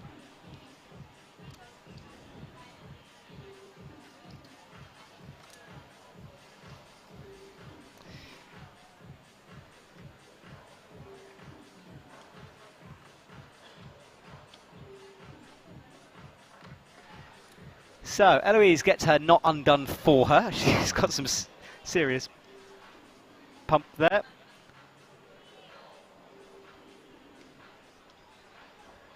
Eloise undoing that knot there. It's figure 8 knot they use, which kind of lock up a bit. She says thank you to our Bila. Nice to see. It's always okay to ask for help for an untying of a knot. I think it should be standard. To have someone else untie. Yeah, I think so. It should just be like, you know, I'm done. You just lie back and let someone do it for you. You get water brought to you. All right, well, we're going to make this new standard. Thanks, Sam. I feel you've got the power to make these things happen, you know. I can just say words on Make air. an open letter to the IFSC Commission. Lead climbers should not be allowed to untie their own knots. That'd be an interesting thing to say publicly. We should start it as an April Fool, maybe. April Fool. I can just imagine the reaction from the athletes if we did that. It's like, what the heck? Like, why? This is such a weird issue. Yeah. So May Kataki is out. This lady won her first gold in Briançon last year. Looked very impressive there. We're waiting for a repeat. And the men's route will almost be cleaned, so I think we can move on with the men's quite soon.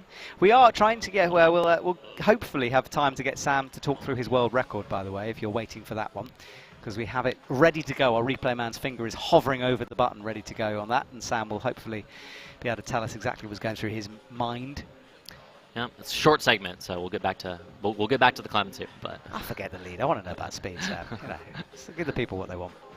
But May, meanwhile, needs to get herself through this. We know you need to go up towards the head wall. That break just before the head wall, I think. From Japan Mountaineering and Sport Climbing Association, 827. From Shiga, Japan. We go on top 1 and 2. super interesting to see the top end of both the men and women's, but mostly the women's, it feels like, with Lara, Cheon, I, and Aaron, all I think could easily get to almost a top on this route, but it does look really hard. Yes, it does. They'll be back in isolation right now. The isolation area is behind the wall, and we've tried to provide as much as possible to keep the athletes cool. There's big air conditioning units, there's ice available, drinks, of course, in fridges. But, you know, the reality is we are in Bali, so the sweat is the thing. We all have to deal with it. It's actually more so when you're out rather than when you're in ISO, because there is ACs and you are recovering, but put the ice pack on the head, get some ice vests I've seen, and just hydrating. Yes, in our commentary box, the air conditioning unit has been actually positioned away from us, towards the tech team, which I'm not happy about. They deserve it. They work hard. I don't know. Maybe we'll rock up with that left foot, crossing up underneath. Bit awkward with the hands through here, but she figures it out. Slopey volumes. You're about to see a B-layer lowered through the shot, I think. Not quite, but the men's has been cleaned. And May with a big boost up and some adjustments there. She's always very good with her heels and toes, is May Kataki. Sure is strong climbing through this early section of the women's route. Up on that sign, first sign that says go up. You can't stop seeing it now, can you? No. It's just a little direction. Big cut loose from May, brings the feet back on now, finds the jib. I think if you commit to that method, it does work quite well. And you sometimes it takes more energy to keep your foot on than just releasing it. Sometimes, but I feel like when you're trying to get pump efficiency in the hands, it is you could make a case on certain moves. Yeah, especially with the sweat as well. But she stands up. She's a smaller climber, can fit quite nicely into boxes, but does occasionally struggle to reach moves. Another one of those. I got someone saying I should stop talking about how it's easier. How it's not easier for taller climbers because 90% of the time it is, and I disagree with that comment. But that's a whole can of worms right there. It's a bit, isn't it? And now you can hear that crowd, and that is because Ravi-Andi Ramadan is on to the mats. Still 2 more Indonesian men to go, so we'll definitely see. Sakalinting just barely in women's out of semifinals. Very unfortunate. Yeah, and this is May here, still fighting through. She's on this very tricky cross-through maneuver here, shaking out that left hand, brings it in, matches, drops the feet down. Okay, got to that hard section, moved past it, and it's really strong. Looked a little unconfident with how she was going to hit that hold, but hits it just fine. Slows down the pace and is kind of looks like not a terrible rest here. If she wants to shake out a little bit, get something out of it. Yeah, that right foot is on what is a pretty good crimp to be had. And then there is Ravi-Andi, who's did really well. His brother didn't manage to make it through, didn't get the cut, but he did. And again, you know, he will be used to these conditions, and that makes a big difference. Yep, climbing in the heat. And he's wearing trousers, for goodness sake. Oh my god. I remember some of the Indonesian climbers when they first got on that circuit. Oh no, May falls. That. So May is out in the place that's caught so many. Yeah, that's a tough bottleneck. We'll see kind of if the higher level climbers at the end will get past that pretty easily, but only Flora currently had gotten past that, and only by 1 move, because the next move is not easy too. Well, this is Ravi-Andi then. He's alone in front of the eyes of the crowd, and you can hear the energy in the stadium pick up a notch here. For sure. Yeah, yesterday we had, anytime an Indonesian athlete would come on, it would be Indonesia. We were out in the crowd trying to film that because it was just so cool. And they weren't particularly vocal. I mean, they were vocal with you. The other athletes, they were quite quiet on. And the second an Indonesian even touched the stage, that's crazy patriotism. Yeah, I quite enjoy a bit of biased crowd action. Yeah, I do agree. Yeah, why not? Ravi Andy doing well. He's up to the top of the red section. Needs to get above 25 plus to make it into the top 8.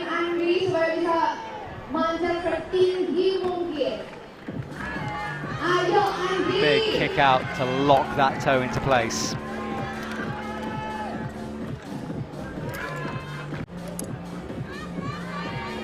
And that rope now in your shot. That's the cleaning break for the women's route. They'll go up to just above the head wall for that.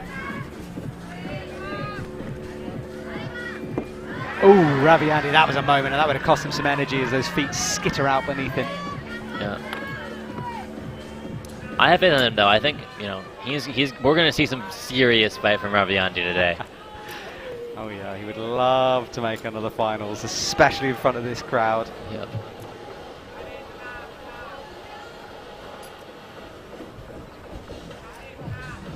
So he's shaking out well. Looks back actually, and he is probably pretty good on energy. Like I would not doubt that he's pretty composed here. It's what's less of a factor from him. He's so used to it. So let's see. He goes for. He's going to go for it dynamically. He is! Oh, and it was a mistake from Ravi Andy to do that. Interesting. Yeah, I would have. I mean, if you're going to do it dynamically, just do it as a paddle where it's a 1-2 catch. But unfortunate performance from Ravi Andy. I think he had a lot more to give. I think so too. Yeah, left hand, I think, slipped away from him. It was a brave way to do it, but I think he'll look back and rethink that. And you can see him now with that tropical backdrop. And as we keep saying, just behind those trees is the ocean. I mean, you could jump out of ISO into the sea if you wanted to. Jump off the wall. Jump off the wall. Now that is a link I'd quite like to do. So Ravi Andy looking up, tying that knot. Yep, he's getting it untied. He's part of the new rule. He understands. The new wave of league climbers. Yeah. New trend. Should be a thing. This open letter. It's going to be. I've got a few other things for the open letter as well. You know. No, that's just that. It's the most pressing issue in climbing currently. Is lead climbers not tying their own? Is it tying in and tying out that we're protesting? Oh no, I think just the untie. Okay. I think tying in, that's a whole safety issue. The untie should be it. You know, just you guys work hard for what you do. Do they allow Yosemite finishes in this? The what, sorry? Do they have Yosemite finishes allowed? Talking about a bowling? Yeah. Yeah, no. Like a Yosemite finish? I don't know what instead of a supper knot? Oh yeah, no, you're not basically. You have to use a figure 8. Have to. Right, Taisai Homer. I went and interviewed him for the climbing club the other day. He was hiding underneath an umbrella. I went and joined him. You can see that interview on YouTube. Love watching Taisai climb. From Japan, we have Taisai Homer. Super fun athlete to watch, and he will attempt to get farther. There's been a real stopping block in this men's. We haven't seen progress for a while. I'm looking ahead, right in front of the commentary box. There's Indonesian athletes. They're wearing jackets. Oh yeah, they are, aren't they? What is going on with that? Wow. Yes, it's a different appreciation of heat. They must be freezing when they come to Europe. Yeah, so what I was previously saying, when they first got on the circuit, they were wearing coats and shivering in like 80 degrees Fahrenheit, maybe something Celsius. I'm American, I'm sorry. It was like all of the other American athletes were hot, and they were shivering. Like literally, they were so cold. It's crazy. Amazing. Yeah, it's different set of circumstances you have to deal with. Okay, so Taisai Homer will do his classic, I'm sure, which is look shaky and like he's about to fall off and won't. It's the Taisai way. Yeah. Very excited to see Jesse climb too. Yeah, me too. He's another one who does that. And Jesse was looking great in qualification. So the rule for Jesse Grouper is whenever he looks tired and pumped, however many moves there's left in the route is the amount of moves he'll do. That's my favorite. That's my favorite Jesse anecdote. Awesome. Here is Taisai on the slopers then. looking a bit awkward, but rocking up. Oh, this is such a... Oh, that heel does slip. Now, that was very risky, I was about to say, to rock up on that heel. Perfect prediction of what was going to happen. It just looks so shaky, like, not the way, and he's struggling now. Yeah. And that's better, I think. Let's see a reset. Yeah, and goes for it.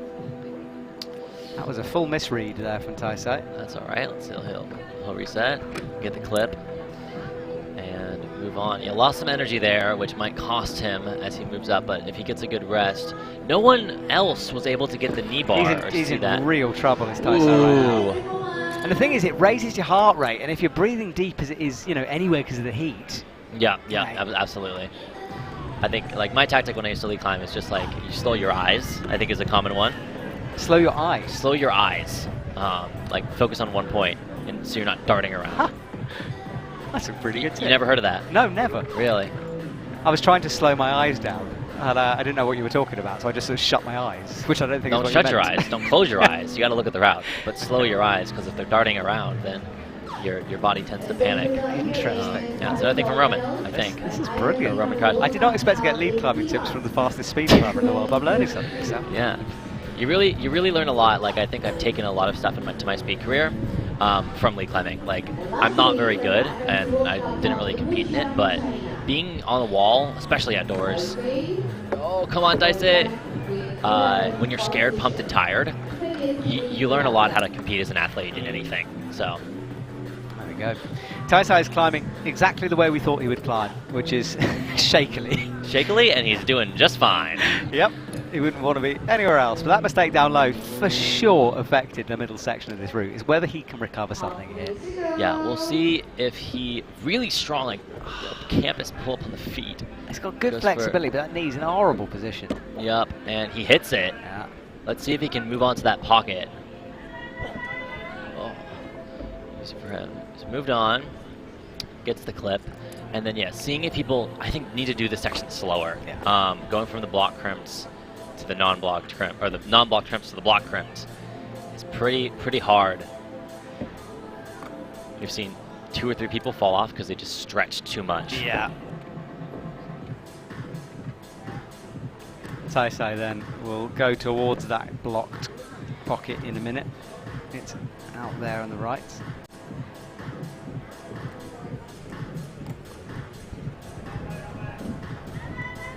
So that's the blocked pocket now, and then, yeah, doesn't like it. And he's realised this trick from the setters. So just to remind everyone, the setters have put a red blocker in the back of that left-hand pocket, which the athletes will not have seen from the ground. The one he's reaching to now, and he falls. Yep. That might be a bit too low for Taisai for finals. Yep, definitely that mistake might have cost him a little bit, but still exceptionally strong climbing.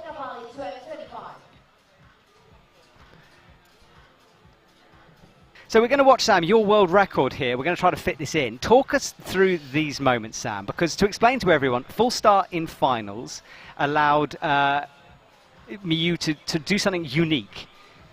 We're going to try to get the... Yeah, this is it. So this was your moment. Talk us through this. Yeah, so just real quick so we can talk to get back to lead climbing. But when your opponent false starts in finals, you're guaranteed to win, right? So I had already become gold medalist in this, but the crowd was all there, hyped him up, and you do get another route. So you get to rerun, even though you've already won gold, and my goal is just, I'm going to throw down a world record. And that's exactly what I did. You really, like, as a speed climber, that's like the best possible thing that can happen. It's like such a dream of a scenario where no pressure at all, but the crowd is all there. You're at a World Cup, which you won, and you just get for fun to get back on the wall. Such a cool moment, Sam. And you were saying you think you made a mistake up here at the top somewhere. Yeah. So I'm trying to be like Mondo. I need 11 world records to drop a rap song. Right. So I in both of the world records didn't quite have the best run. So I think we can see some more from me. All right, perfect timing. Yeah, exactly. We fitted that in nicely. We really wanted to talk through that moment. It's not often we get a 6-time breaking his own world record person in the commentary box, which is what you've done. Right, Nino is out from Switzerland. The women's route is being cleaned, almost done now. Mattia Pozzi will be out next in the second half of the women's comp. And by the way, Sam, if you want to go and chill and go and do something, you're more than welcome. don't go, but if you need a break from here, please go and do that. No, I will know be sticking through to watch Serato climb. Oh yes, he's coming. You were the one who thought this is a Serato route, didn't you? This is a Serato route. Yeah, you told me this is going to be hard. I don't think we're going to see any tops on men. And I said I believe in Serato and Baku. I don't think like that he's in just an exceptional form.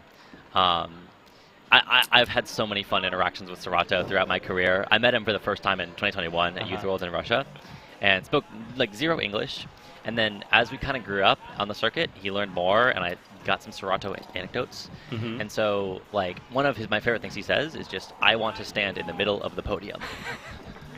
Meaning the top spot. Meaning the #1. top spot. He says, like, you know, I don't like the sides. I like the middle of the podium. He likes to win events. Yes. And he's done that a few times, hasn't he? I He's think. quite good at it. Yeah, he's all right. He's all right. He's you know, he accomplishes his goals quite often when it comes to standing in the middle. Yes. Well, Serato will be out towards the end of our competition. Right now, we're watching Nino here from Team Switzerland. Who is, as everyone has done, sort of has to rethink the bottom. I think it's much harder than you'd expect to pull on. Yeah, Nino's strong though. That was like not too much, like no cuts throughout the first boulder section, and then we'll see again no knee. Ooh, never mind. I was about to say no knee bar. Looked like he was moving on, but a little bit of a rest. Didn't quite do a full no hands, but maybe got a little something out of that. No, we only saw Victor do that. He's the only one to have got that no hands shake, which he did twice, but didn't actually help him too much. Nino, one of his teammate, will be out after him, Mr. Sasha Lehmann. A bit further up the order, and another one, Jonas as well. So 3 Swiss athletes for the men. Right, Mattia Pozzi gets underway. Now she was. Oh, Nino drops out. He's gone early. Unfortunate. Yeah, just a little bit of a slip. He had a lot more to give. Unfortunate. Yeah, so Mattia Pozzi during run 1 was absolutely livid with her performance. Really? Went off stage very, very angry. You know, one of those moments where, you know, my job is to get athletes to talk. I didn't want to go anywhere near her. Afterwards, I had a chat with her about it. She just said, look, I just thought I'd messed it up. And then she did really well in that second one. And it turned out it was very hard, the first women's route. But she's a real fighter, is Mattia Pozzi. Lovely to see her back. Yep. That's an exceptional job at resetting, especially in this weather. Like for qualies, when it's so long and you get up so early in the morning and you're climbing 2 routes and have to reset for this entire field, like big kudos to her for that. Yeah, she's one of those. She just is a fighter all the way, and it's good to see her this lead thinking about specialising in lead. She's not really a boulderer. Yeah. Yeah, such a great thing that LA gave all the climbers the opportunity to do that, and all the work that Ifsc has put in to advocate for ourselves, and how well climbing has done in Paris. Like, it's such a dream to have the sport platformed in that way. Agreed. It was still the most watched new sport in the Olympics last year. It's, up and coming. All right, Mattia on the crimps. Oh, creeps out that left foot. Mattia climbing strong. Those crimps are actually quite smaller than I thought. And that texture is going to ruin your skin as well, especially these guys. Some of these guys have been to 2 other comps before this. So. Yeah, and humidity won't be happening. Jesse Grouper's just been announced. Jesse Grouper has on the stage, my USA teammate. He has been crushing it outdoors, both in boulder and lead the off-season. Yeah, he had a nasty finger injury most of last season. And, you know, it was kind of just a maintenance thing. I don't think he knew, although qualifying for the Olympics, it wasn't going to be his year necessarily. Yeah. Such an incredibly nice person, hard worker. He has, like, he works in this engineering lab, like, incredibly smart, like, Yeah, and his environmental credentials are up there as well. He works for Protect Our Winters, as one of the organisations for that, and he's very keen. I had a meeting actually with him. Oh, Mattia falls! Wow, head in her hands. That was sudden and unexpected from Mattia Pozzi. She's back on the ground and looks immediately towards her coaches. She's disappointed, and that will be outside of finals for her. Yeah, very unfortunate. But I'm sure we'll see a reset from her going into these new Really World Cups. Jesse looking strong, but a little bit slow for these sections. Yes, he is not climbing them fast. Yeah, this is classic Jesse, isn't it? Yeah. Right, so I want to talk, because Jesse is a triangle athlete, which will allow me to talk about these new ropes. So these ropes have been specially designed. The 5 meters either side at either end have red on them. That is to indicate, because one of the biggest accidents in climbing is that people either get lowered off or rappel off the end of a rope. So Trango have come up with this concept. Now, it might seem like an obvious thing. However, it does change things because it's touched by human hands 32 times during the manufacture of these ropes. So it's not an easy thing to do, and it's a cool innovation and nice to see it on the Ifsc circuit. So nice one, Trango. That's an excellent promotion. I knew nothing about that, but that's wonderful. Yeah. Improving the safety of climbing just makes it more accessible, so it's amazing. Yeah, and Jesse is doing good work as he hits the slopers now. Yep, I expect Jesse to be quite confident through this section. Even though he might not look, he'll look pretty shaky, but he'll stay on. Yeah, he just about hit that left hand. Shoulder remove to unwind. Yep. 8:21. Yeah, Jesse's just such a nice person. Staying strong through this very positive attitude, uplifting human being. Didn't like that toe hook though, did he? And he's going to go for a risky left hand cross. Jesse Gruber on the edge with that one. Yeah, that was interesting. Nice to see him have that confidence. That's like very immediate decision as well. A lot of climbers would kind of panic and do that, but Jesse does an exceptional job. I'm just like, okay, this is the option. I'm gonna go for it. He does an incredible job, and didn't lose much energy with that.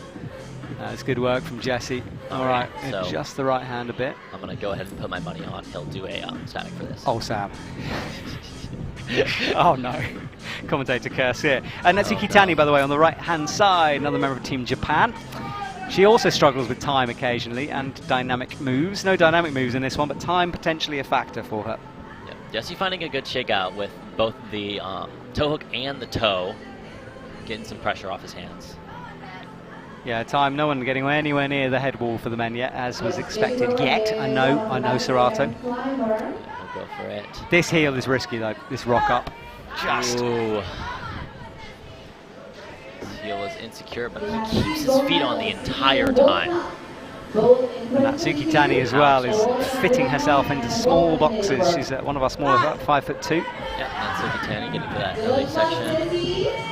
Jesse gets, let's see if he gets to the pocket, looking a little pumped. Yeah, I think so too. And he's climbed himself into a position where he could potentially make finals, but I think that left arm is going. Yep. Oh, he does come off. Man, solid performance. Yeah, it was good work again. I think outside of a finals place. We'll get some scoreboards up in a minute just to check things. But Meika Taki right now has that left heel in. All of the athletes leaving ISO with ice packs on their head. Yep, it's crazy. Yeah. Sort of mix of emotions from everyone. There is our leaderboard for the women. So top 8, remember, both the Czech athletes down in the dangerous places, around about 33 and 32 plus. 38 from Flora Blasa might be unreachable. Natsuki Tani would certainly give it a go. She goes with that left hand. Very good with her heels, is Natsuki Tani. Yep. Anything to turn a move into a static grind. That's some climbers. Oh, we just caught that yellow slope with the right hand to steady herself. Right now, this is the first of the dangerous moments for Meika Taki, and that reaction, by the way, was for Putra Rabadani, who's coming out onto the stage now for the men for Indonesia. As his best performance for his career. Natsuki Tani is looking pretty comfortable on this awkward section. Yep, switches her hand over the rope, which is interesting, but ooh. Oh, and she drops out of it. Yeah. I think it's getting worse, the conditions, Sam. I might agree with you. The sun is rising. Yeah, it's coming up to 11:30, so approaching the hottest part of the day, and it's just, it's not getting any cooler. There he is, Putra underway. I was just saying, I don't know a huge amount about him. I think, he's one of the more recent lead climbers who's moved to the Satika Hotel to train with the Indonesian national team. And again, they're like a family. I stayed with them for a week and a half last year. They eat dinner together, they sleep together, they have a strict curfew. They do pretty much everything together, both lead and speed. Just the lead does different sessions. They train on the spray wall and for lead. Not much bouldering. They have some boulder walls there, but they don't really train bouldering too much. I know they have some gyms in Jakarta that they go to, but at that actual setup they have a couple spray walls, their speed wall, and then their lead wall. Yeah, I get the feeling with the Indonesian team, they're sort of expanding their programs slowly. You know, they're not, and actually I think that's smart. Often I think teams will try to do everything at once. Yes. So I spoke to Yeni Wahid, who's the current president of the Federasi Panjat Tebing Indonesia, or the Federation of Sport Climbing Indonesia. And she said that speed was kind of the first step because it's kind of, Indonesia isn't the most economically sound country, so it's cheap to build a bunch of speed walls in places. It's standardized, and you can learn it by watching videos of just people online. So that's kind of the beautiful thing about developing speed climbing in a place like Indonesia. And I think the genetic palette for speed is really, really good. With the Southeast Asian, it's kind of similar to badminton or something like that. But so they started with speed. Then they have a decent lead climbing culture. Got some good outdoor routes in the area, at least in Southeast Asia. And so now lead is their focus for LA, trying to qualify some people for lead, sending some athletes to other countries, and potentially bringing in some route setters and coaches to Indonesia to coach them. But yeah, speed was the first kind of culture. I believe they started, Federico Leonardo, the Olympic champion, he's was noticed when he was 16, and they kind of started the program, got funding from the government, live in this hotel together, have a full coach, have a full staff, and then the success of Federic winning the Olympics and the general speed climbing in Indonesia has really helped them stay strong. So now they're hosting World Cups, they hosted Asian qualifiers, and yeah, I'm very proud of everyone involved with Indonesian climbing that it's got to this point. Yeah, for people who don't know, Sam is very involved with this, learned to speak Indonesian, so he knows what he's talking about. Right, Sarah Chopper for Slovenia is getting cheered, as is Putra here, who is doing well. He's got up to the toe hooky section, whereas a possible rest. Climbing fast. Yeah. Let's see, no heel hook. Whoa, it's risky, yeah. That left hand is not good enough in these conditions to do that. Yeah, stepping, I think stepping, that's dual tax. That was I can't quite see if there's maybe another part of it, but I think that's dual tax. He was just fully stepping on dual tax. Yeah, very risky move, and he went for it. Good commitment, but it's not going to work, and he's going to be outside. And Jesse Grouper as well, by the way, just outside of the finals in 9th at the moment, so no finals for him. Yeah, strong performance from him, but missing in finals. Yeah, he has to reset. Right, this is Sarah Chopper. Big risky move, that one. Yeah, so good on the youth circuit. We're sort of waiting for her to fulfill that potential in the senior side of things, but she's just a regular into the semi-finals at the moment. Gosh, I want to go swimming, Sam. We'll go for a little swim after this. Okay, thank goodness. Yeah, this is we see the speed wall on the right. That was in action yesterday. The hold's already stripped. Our lead wall will be stripped off between semi-finals and finals. Sasha Lehmann has entered the stage. Sarah had to search around with that left hand for a hold there on the no-tex. Found it eventually. Ooh, wanted a drop knee, changed her mind. Goes for the boost. Powerful climber.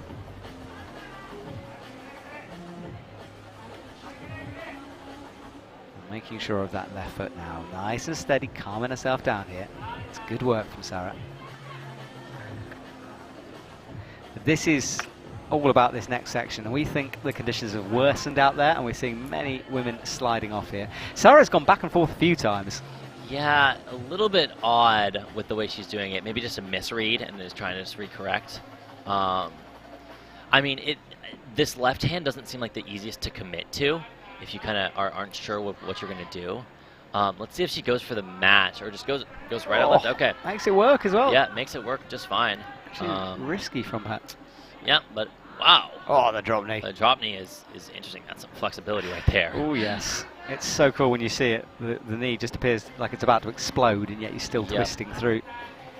So that arm, though, look at those elbows starting to creep. It's a very slopey right hand crimp, and she hits a slopey left hand. Sasha Lehmann is climbing on the left. I've said this a few times, I was surprised. Did the Boulder World Cup in Cachao. Sarah drops out. Sarah drops out, yeah.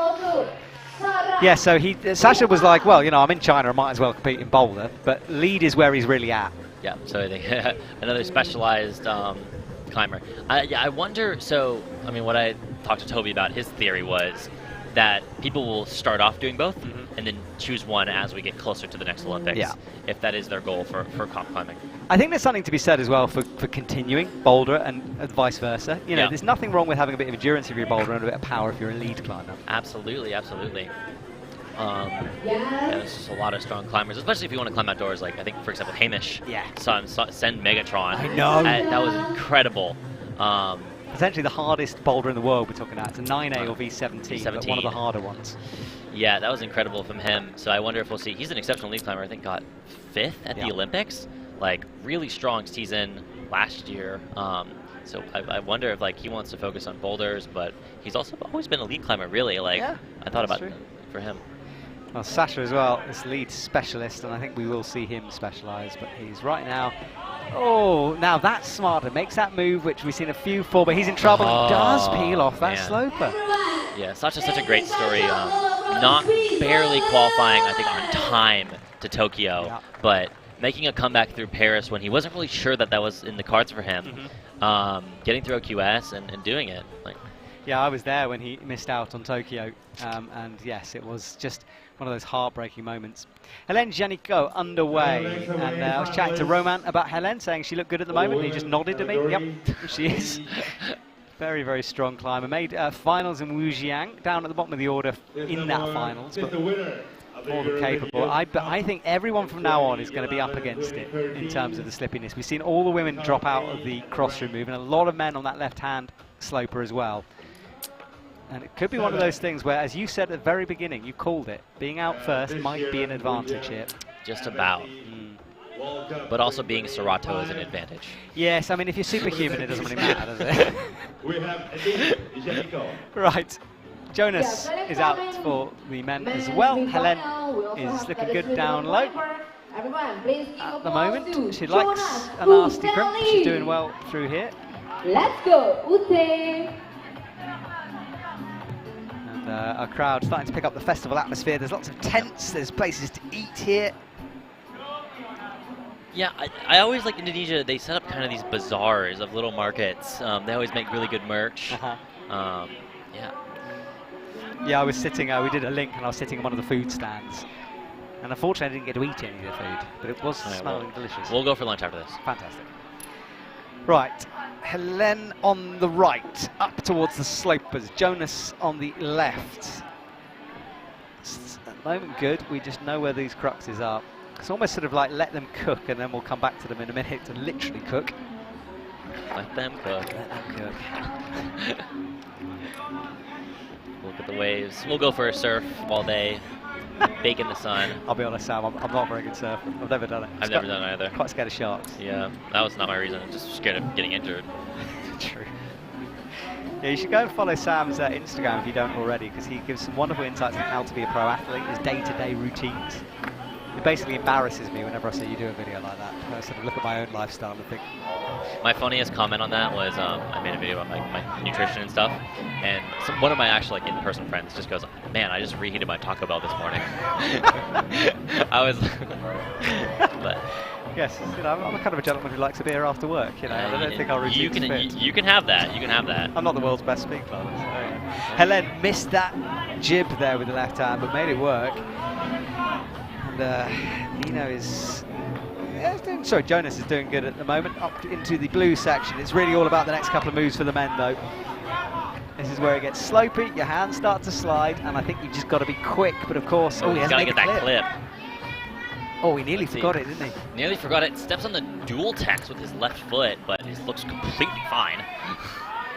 Yes, confident stuff from him, but that will have just cost him some time. Had to reclimb a section, of course. And yeah, he just sort of shrugged and looked down a bit despondently then.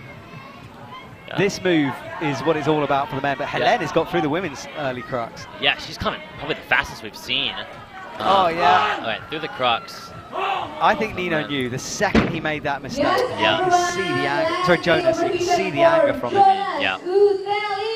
All right, so Hélène is through that section, looks pretty confident, and has 2.5 minutes on the clock. So that's like almost a minute more than we've seen, if I'm not wrong. Great to see the step up in her game. She used to struggle with time, doesn't anymore. Yeah. Right, all right, here we let's go. see. Establishes that foot quite strong and just goes for it. Oh, too high that time. Yeah, yeah. See, I mean, you can be climbing as well as you want, but it's still a brutally accurate move on that. It's funny, it looks like a big pocket on camera, but I think it's because you're so low on it and coming off a slope, it's hard to be accurate. Yeah, well, you've also climbed 37 moves. There is that as well, yeah.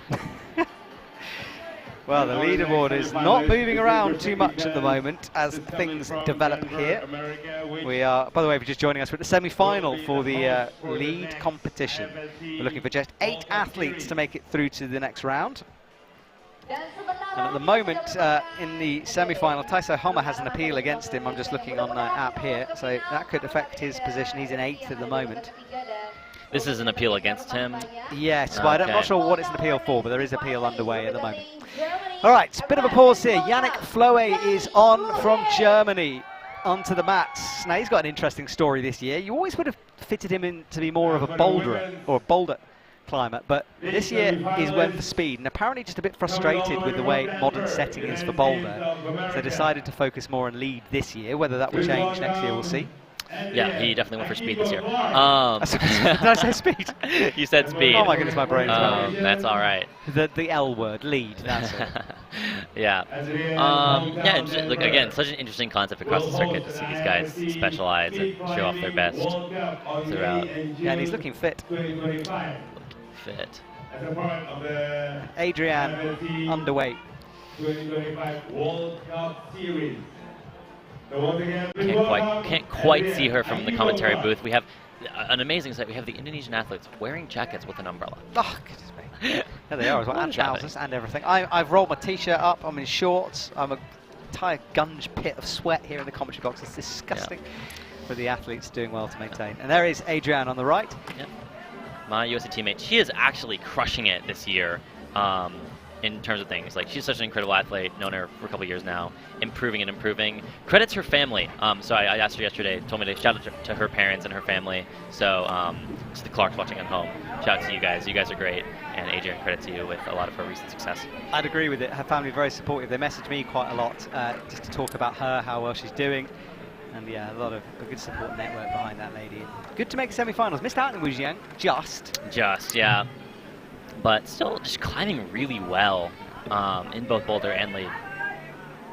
She rests now, goes up with the right hand. She'll need to climb quickly, I think, for the women. You don't want to hang around at them. Good knee bar as well. Without a doubt. Yannick's climbing fast too. He's easily through the first sections of the route. You know, Yannick is a kind of climber who can brutal sections. He sure can. But I don't know if he can brutal it in these conditions. Can he brutal this move? Can he brutal this move? He does have the heel hook. There we go. So controlled from Yannick as he hits the sloper. That sloper just seems awful to grab right now. That is good work. Gets the jab and then goes out left. Interesting. Adds an extra move. Intermediate. How is he swinging around this much on these holds? Everyone else has been sliding off it. Yannick looks like it's a different event. Yeah, his teammate Yannick Nigel will be joining me in the commentary box tonight for the finals. Looking forward to that. See Adrian moving pretty smoothly through the early sections. Yannick about to start this gauntlet of pockets. Yeah, here we go. It's the kind of thing that he will like. Yeah, this is a brutal section that he can brutalize, to quote you, man. And he's got massive shoulders, so let's see if he can unleash them. Makes the match. Matches. Really slows down is what he's got to do, so he realizes this is a block crimp. This is then, good stuff. Oh no. So hook. Wow. Exceptional. That looks logical now, we see it. Wow. Adrian and we lose Adrian. Unfortunate. Yeah. And we see a new high point getting close, at least with Yannick. Yeah, sets the heel hook and gets the clip, moving into the head wall for the first time on this men's route. Oh no, that right foot slipped as he did it. He had so much more in the tank there. But yeah, so much more in the tank. But 35 is a new high point. Almost clinched the finals. How many do we have? We've got 1, 2, 3, 4 left. All right, so he will be in finals tonight. Yes, we'll show you a leaderboard when we can here because it's getting pretty important. Yannick, showing us what happened. A slip. He had more there. Yeah, super unfortunate for Adrian, but solid climbing for her in Bali yesterday. Yeah, she leaves the stage, and this is our leaderboard. So, down to number 8, Sarah Chopper with 35. 37 plus is where it's all about. Everyone falling. We did talk about separation. Hasn't quite been achieved yet. I think conditions making the most of that. Flora Blasser, I reckon she's guaranteed a final. You know, I'm gonna pre-predict that one. And for the men, Yannick Floe climbs his way into a finals place, 35 plus, and way above the rest. Okan Lee, the closest, at 33 plus, and Hinsung No in the danger zone. I think that will shift as well on 30. Countback is making a difference here. For sure. Osh Mackenzie will be coming onto the stage for the women in a couple of seconds, and then Neo Suzuki out next, the controversial hero from Wujiang. Controversial hero from Wujiang. Yes, there was a belaying error that meant he had to climb again. And by the way, those Trango tote bags there, another innovation brought by Trango, just to neaten everything up on stage, means less for the athletes to trip up on, looks good on stage, so well done for Trango for doing that. And now Neo underway. Now this man, I didn't know a huge amount about him again, fairly new to the circuit, but boy is he good. Yeah, quite young Japanese athlete. I think he made his debut in 23. We had such a fun moment after VLARs in 23. I invited, it was myself, Colin Duffy, Zach Hammer, speed climber, and Serato, Neo, and Shion. And I said, we should play Mario Kart. And we ended up playing Mario Kart and Smash Bros. And it was like the most fun we've ever had. They are so good at both of those games. I take it you didn't win though. I actually won one of the Mario Kart games. It was my specialty, it was Mario Kart Wii, which is the game I'm really good at. Right. But they're so good. They all use Rob, by the way. If you'd like to know which Smash Bros. Character, you're not going to get this insights from any other commentator. Of course. They all use Rob, and they're all insanely good. There we go. It's like their hobby. Yeah, the Americans, they did a thing where they handicapped themselves. They jump up the map first try to give us more lives, and they still destroyed us. Wow, this is the insights I need to have at the commentary. But I don't want to know about climbing. I want to know about this. Right, Osh Mackenzie, the boulder specialist, is very quickly becoming a lead specialist as well, is out and about on the right-hand side. And Neo, now Neo climbed, the first time he climbed in Wujiang, he climbed in slow motion almost. Very static onto the move, super controlled. Second time was a bit faster, because, he was more pumped. And Osh as well, if anyone can break through this bottleneck we're seeing for the women, it's Osh. I might agree with you on that as well. She's had such a great comeback as well. Through Australia, not a ton of climbing history back then, but made the Olympics in 21, improved again, made the Olympics in Paris, and is just consistently in semis and finals for World Cups for both Boulder and Lead now. Yeah, very good competitor. She might be another one we look at for LA to doing the double. We'll see. Travels the world with her sisters.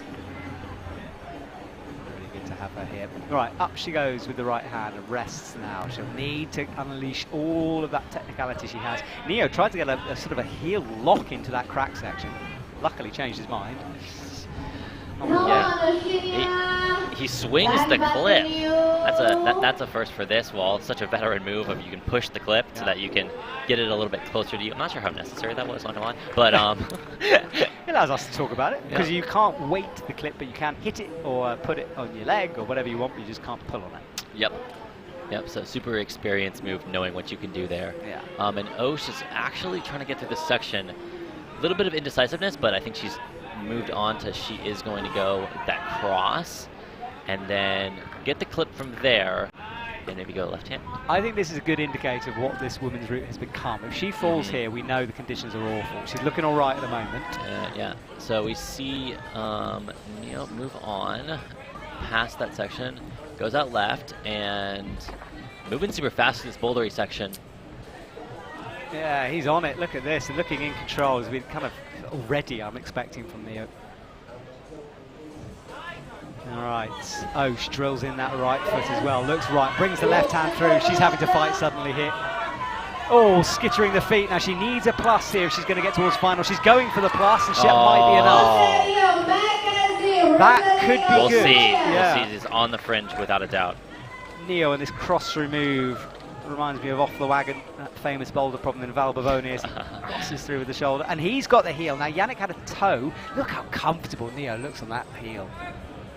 Wow. And then cuts loose. He's going to the head wall, isn't he? Off he goes. Right hand sloper, of course. He's got to hit this. Doesn't the first time, does the second. That's our leaderboard for the men as Neo is... No, Neo falls now. Neo for that currently in 7th. It's going to, that score isn't quite been updated, so that's going to change. I think he might have gotten the plus. I think so, yeah. Let's see. The plus is... Okay, wow. No, way up. So, no, not way up. Wait, something moved. Something that wasn't Neo. No, it was a matter for some reason. Anyway, okay, we'll figure it out. Yeah, well, they'll figure it out. Don't think too hard about these things. Okay. Neo's down, Osh is down. And good work from Osh. That might have made a big difference going for that plus. And it was interesting. She switched into forget the clip mode, go for the plus mode. She's still trying to walk off with the rope attached here. She wants to be gone out of the shade, I think, into the shade. So she will leave with the rope still tied on. Finding some shade, will be boiling out there. All right, well, we're getting through. The women's climbing much slower. Mia Krampel, Rio Nakagawa, Rosa Recca, Laura Roger, Shenso, Ai Murray, and Erin McNeese to come for the women. And for the men, Alberto Hines Lopez, Satomi Yoshida, and Serato Anraku will come out. And there is Alberto Hines Lopez, the red colours of Spain. Yes, our 2021 Olympic champion, bronze medalist in Wuzhong, getting back on, trying to get another finals appearance. Yes, and climbing very well at the moment. It's been a pleasure watching him come back, recovered from the toe, and now he's on it. He's gone for the full cover your chalk hand in liquid chalk method. Here, already taking part in men's sector, representing Spain. Please give applause to Alberto Ginos Lopez. And for women lead category, coming from the city of Yannick Bali, flowing in front of us in the commentary box. You all right, Yannick? Says hello. I think he wants to find some shade. He can come hang out in this corner. Yeah. Slovenia at the age of 24. Yeah, I think he was trying to find a bin. I don't know what he was doing, but he came and said hello to us in the commentary box. Right, Alberto crossing through. And there is Mia Krampel. Alberto and Mia Krampel, two super strong climbers. Mia Krampel. Yeah, I admire Mia Krampel a lot, actually. She's a climber I would aspire to be if I had some talent. She's just really enjoy the way she sort of combines that fluid flow she has with occasional moments of pure power. Yeah. Quick description, we'll see Alberto using some of the bouldering credentials, as you called it, in these early sections. Climbing kind of solid. He's looking good. He'll know as well, you know, that these conditions means you have to be careful on certain moves. Barcelona is not the coldest place in the summer. No, and Madrid's going to be interesting, isn't it? They do have an outdoor training facility in Barcelona as well, so he might be a bit more used to that. I don't know how much they use it in the summer, but it's pretty hot out there. Yeah, a lot of people chat about Madrid being, you know, replacing Briançon, and that is going to be baking. Yep, it will without a doubt be baking. But not maybe as humid as here. Possibly. You'll never know, but yeah, the U.S. team trained in Barcelona before Paris, and they had a facility there that Alberto often trains at. Yeah, so up he goes. So his climb is really quick as well. Yeah, moved through that section without a doubt. Let's see if he'll go for this heel. Yeah, there's been a few ways. This left-hand slope he's going for is the tricky one. Up he goes, easy. Yeah, seems like he chalked up his hand just for that, and well, he's chalking up almost every move. There he is. Oh, the cut loose, swings the right foot in. Yeah. Now, Mia Krampel is going okay. A little slow from her, but there's no need to rush for the women. Used the bolt blocker for a second, slid right off. Yeah, the bolt blockers are innovation. Thank goodness that came in a couple of years ago. Yeah, because before that, if you stood in a bolt, you'd be disqualified. Yeah. I'm surprised setters haven't almost kind of built this into the setting, but they have no friction on the bolts. They're not meant to provide any assistance. And yeah, I would not be able to step on a bolt blocker here in Bali right now. Oh gosh, no. It seems impossible. Alberto in the block pocket, great camera shot there to show the red volume. Oh wow, that's powerful stuff. Nice. Ooh, he gets the stretch. Hardly anyone has managed to make that work like that. Yeah. I think it's really a testament if you slow down and reset and don't just try to brutal through those moves, but Yannick did it. So. Yes. Oh no, he falls. He falls. I think it's a 33 plus or 34 plus. I can't say. Keep an eye on the scores for you, but we're certainly approaching the point where we're no finalists here. Mia Krampel then into the women's low crux, which is becoming the women's crux on this route. As I mentioned before, Alberto is our last three Blassa still leading the way. Flora with the climb of the comp so far. Ocean McKenzie did very well on that 37 plus. That slap up did make a difference, and Helen Jenny-Core down in third now.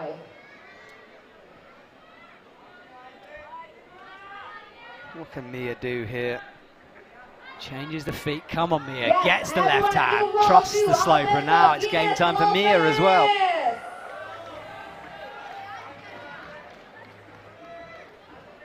Heel, or toe on, sorry. From Slovenia. They're doing so good. For women's track. So Mia looking good at the moment here. Mia moving almost on to this section that has given so many speed climbers, or lead climbers trouble. You get one, I get one. 2 minutes and 30 seconds for Mia Crumble. I think Mia Sam is suffering from the heat here as well. I feel myself sweating now. Yes, me too. I've been from climber number 2. I was sweating. I'm just, as I said, disgusting. Mia Crample though reaches out with the left. Right, she's a couple of moves off. This is the moment for the women. Can she possibly get through it? Gets that sloper. The crowd pick up. They know they want to encourage her. Oh, that right hand. You know what? That's the first time we've really seen that. Yeah, that angle. That's a tough move to me. And it's not a jug it's in there. Not a jug at all. It's a like sloper jib. That's sticky, or not sticky at all. Yes. Sweaty. Sweaty. So Tony Yoshida underway. I was being told by my co-coms in Julia Fischer in Wuzhang that he was in Innsbruck a lot over the off-season training. So had a bit of a European session. It's funny, a lot of the European athletes go to Japan, a lot of the Japanese athletes go to Europe. It's either sort of split, it's house swap. Yeah, I mean, I think those are the two kind of epicenters of setting. And so those two places where people have different ideas at active weights, I think Salt Lake City is becoming that as well. But yeah, people want to try the opposite type of setting of these incredible Japanese routes and in these innovative European routes as well. Yeah, absolutely. Satone is going. Not many to go now for the men, and we can see now guaranteed top 3 for sure. This is Satone crossing underneath. A bit of a breeze suddenly rustling through our stadium, which is a relief for everyone. Ryu Nakagawa. Ryu Nakagawa has just been announced. She is the second highest placing Japanese athlete. Aimori to come, of course.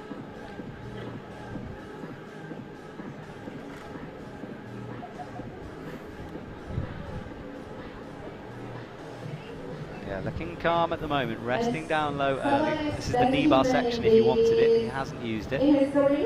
Puts in a heel instead.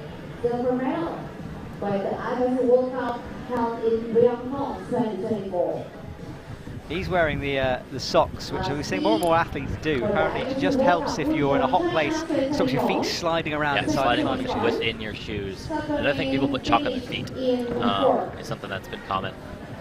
We're not seeing that speed climbing yet, though, is that? I've done it sometimes. Okay. And it works? Yeah, put some chalk on your feet. No, I mean the socks. Yeah, some climbers do it. I think Madrid actually does it. Put some grip socks on to keep your feet sliding. But yeah, chalk on your feet also could really help. Just because if you get so sweaty, then like you try to heel hook, your shoe could come off. I think Colin, that happened to him one time. Like, I'm chalking up my feet every time after this. Oh yeah, a brand's next innovation, you know, foot chalk. Oh, look at this for Santoni. No issues with that left-hand slope. Cuts loose and powers on left. Wow, yeah, super powerful. 3.5 minutes left. I think that's a new world record. Yeah, it looks like a different route at the moment for him. Yeah. Now, we still have to get through this gauntlet of pinches. Yeah, and I think it is about getting that left high toe or heel on the second pocket. That seems to be the easier method. You can sort of get through it like Alberto did, but see the blocker there? But it's hard to do it without. Oh, just from Santoni. He's going to do it the more powerful campusy way. What is he holding on to? No, that's not going to work. He's in real trouble. That might work, though. He was going to campus it. Exceptional. Yeah, he was so confident. He was just pulling through that, and he stayed on the wall. Yeah. Hypes up the crowd. The crowd is really into him climbing right now. And he gets it. This is going to be finals for Tony Yoshida here. Yeah, he's clinched a spot in finals, but looks like he's a lot more to give. Moving up so confidently. Although doesn't go for the clip there. I wonder why. Could be in trouble. This way Yannick fell as well. He goes. What a smart move, knowing he's going for the plus rather than the clip. Yeah, well done, Satoshi Yoshida. He climbed his way into a finals place. Just one to go for the men. Saratu and Raku will be out last. A few to go for the women. Ryu is on the wall right now as she approaches the slippy section. Well, at the same time, for women's track, we have Ryu Nakagawa, also from Japan. All right, up she goes to the slopery pinch thing. And this sequence has been fascinating to watch. There's a variety of different ways through it. It's definitely got harder as the day has progressed. And you can see the chalk build up on it here from that shot. There is a jib behind there, but I think it's a bit deceptive. It's not like a positive edge, it's sloping. And she's going for the big unwind, so this is all about trusting the left foot. She's got it on the jib now. She's got a potential left volume. She's going to trust the jib. This is risky. She's in. She's got it. All right, now keep going through this section. Oh, I think that was just a miss. Yeah. It's just like going to be a foot slip if we see a replay. Now, Sam, we've got to talk about your predictions because you've been hyping a certain Serato all competition. Yeah, so I hopefully don't give him the commentator's curse, but there's Mr. Serato in Raku. He likes to stand in the middle of the podium. He is learning English, and I texted him good luck before Kachao. He said it'll be my first win of the season when he corrected himself. Right. Yep, he's really been working on his English. You know, I've seen your interviews with him. Yeah, it's getting there. I always brief him before what I'm going to ask him, and he gives me an answer, and I'm like, that's great, Serato. And then on air, he says something completely different, which always makes me laugh. Classic. I saw the edit of someone, did you see that of the video, where it's just like, Serato, what are you doing? And he goes, what? And it's like a Serato edit. Amazing. Oh, man. He's such a lovely young man, very popular on the circuit, and just very unassuming as well. He's a huge celebrity, and sort of doesn't seem to get it. Yeah, he's just, he's a very funny dude, very humble, and like I honestly wonder what is going on in that kid's head at the time. But you know, that's such a lovely way to describe it. Yeah, You we're not insulting Serato because it's just fun, in isn't the he? best way possible. Yeah. He is legitimately just a one-of-one human being. Yeah. Well, he's got to do some high performance now. We've hyped him this much. So what can Serato do? He's got 6 minutes or 5:22 on the clock now to get it done, and he needs to go up to push Max Berton out if he gets above 31 plus here. So Tony Yoshida did get the high point. Yannick Floe's 35 plus has been beaten. Boats bobbing rather beautifully in the backdrop there. There is another Slovenian climber, Rosa Reka, the youngster, out on stage. Looking forward to seeing what she can do here. The women's were quite a long way behind the men. They've started to catch up now. Just in terms of the order they're coming out. Serato looking good through this section. Making sure of these holes. He's another one, it's very hard to work out when he's getting tired. He'll just suddenly fall off. Yeah, pretty much. He'll give it his all for a long time. What's odd is like when I watch Serato lead climb, it's not as common to see him really fight. Yeah. Is what I kind of noticed. I've seen it a couple times, but when he's really struggling through a section, it's not as common. He's just like so stone-faced. He is, yes. As a commentator, it's an absolute nightmare. Because the amount of times I've said, he's looking great, and then falls off. So you just never know with him. You can't look away. He's looking great so far. Yep. That grey bit of paint, by the way, on the wall has a little bit less texture than the white section. Oh, really? Not much, but a bit. So, Rosa Reka looking good as she crosses up. The highest finishing Slovenian athlete, so the last one out for Team Slovenia. Try to make that awkward match look trivial. And 30 seconds.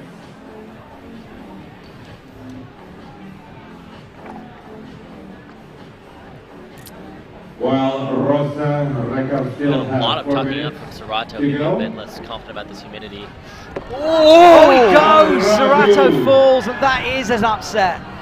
He's not going to make it to 2 gold medals. Oh, that was a commentator's curse. I'm sorry, Serato. Oh, he goes. Wow. He did that in just such an interesting way, going no heel hook. Like I would predict just confidence where he thought he had that move, and he almost did. But super unfortunate from Serato. It happens. I mean, he's young, and everyone talks about the fact that his coaches talk about the fact that he's still learning.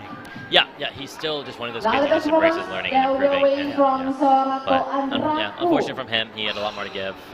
But I'm sure he'll be in the middle pretty soon. Yes, he will. So Serato will have to reset. I'm sure we'll see him in the next couple of comps. Rosa Reka, meanwhile, is up to 26, crosses through, hard bit to come.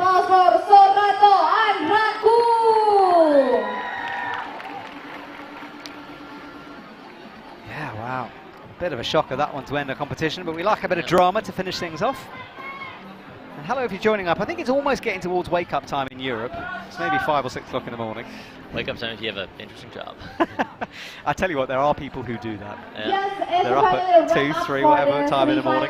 The men's Hard workers. IFSC Climbing World Cup Bali 2025. Well, I'm not sure if they're hard workers or just uber climbing geeks, because they're certainly not working, they're just watching us. Oh. There's a few. IFSC Climbing World Cup Makes sense. Bali Yeah. 2025 dan itu berarti kita sudah punya. Right, so Rosa Reca, we zoom in slowly on our wall. We'll ignore the left of the wall, that is done and dusted, just about the right now. Yang bisa aku informasikan, kita punya satu finalis asal Indonesia.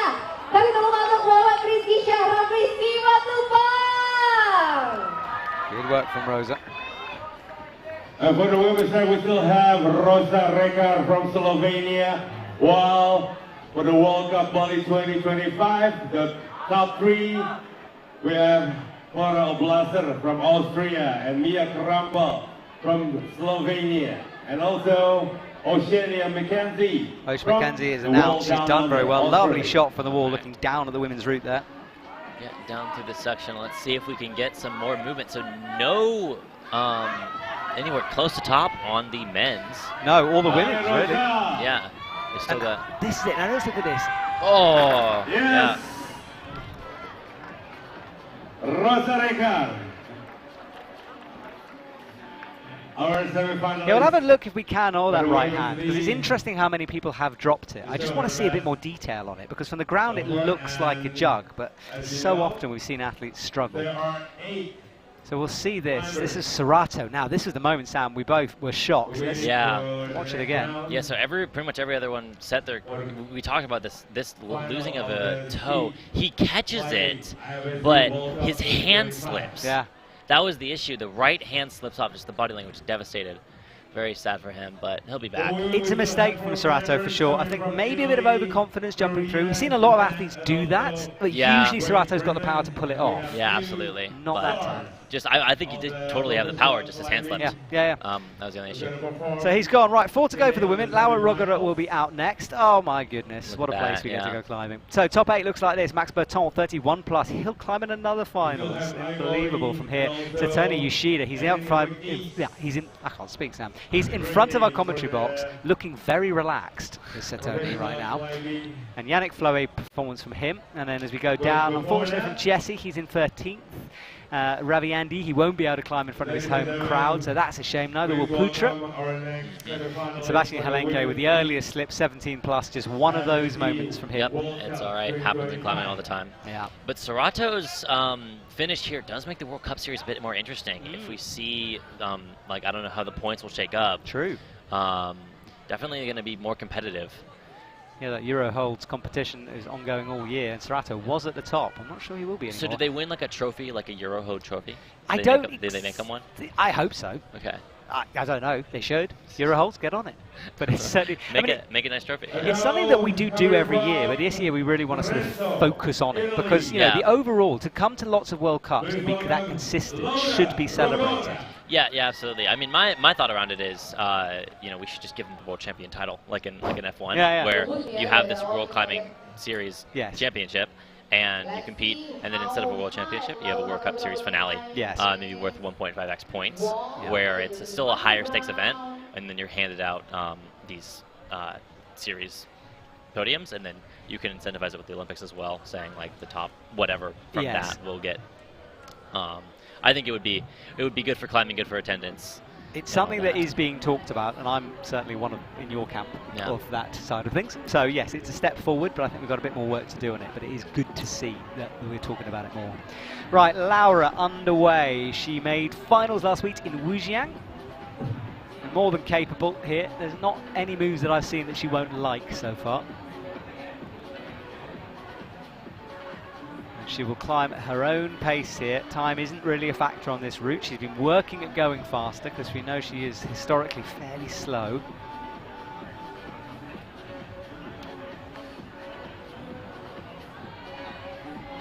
Now she goes now.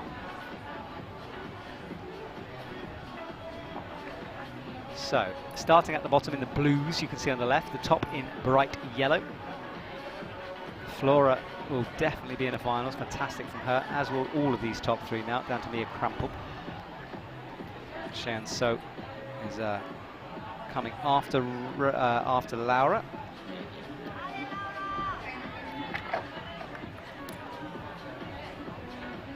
And she will be very comfortable through this section. Yeah, so we have just a lot of women trying to see breaking through this head wall section. We have Chanso, Aimori, and Eric McNeese.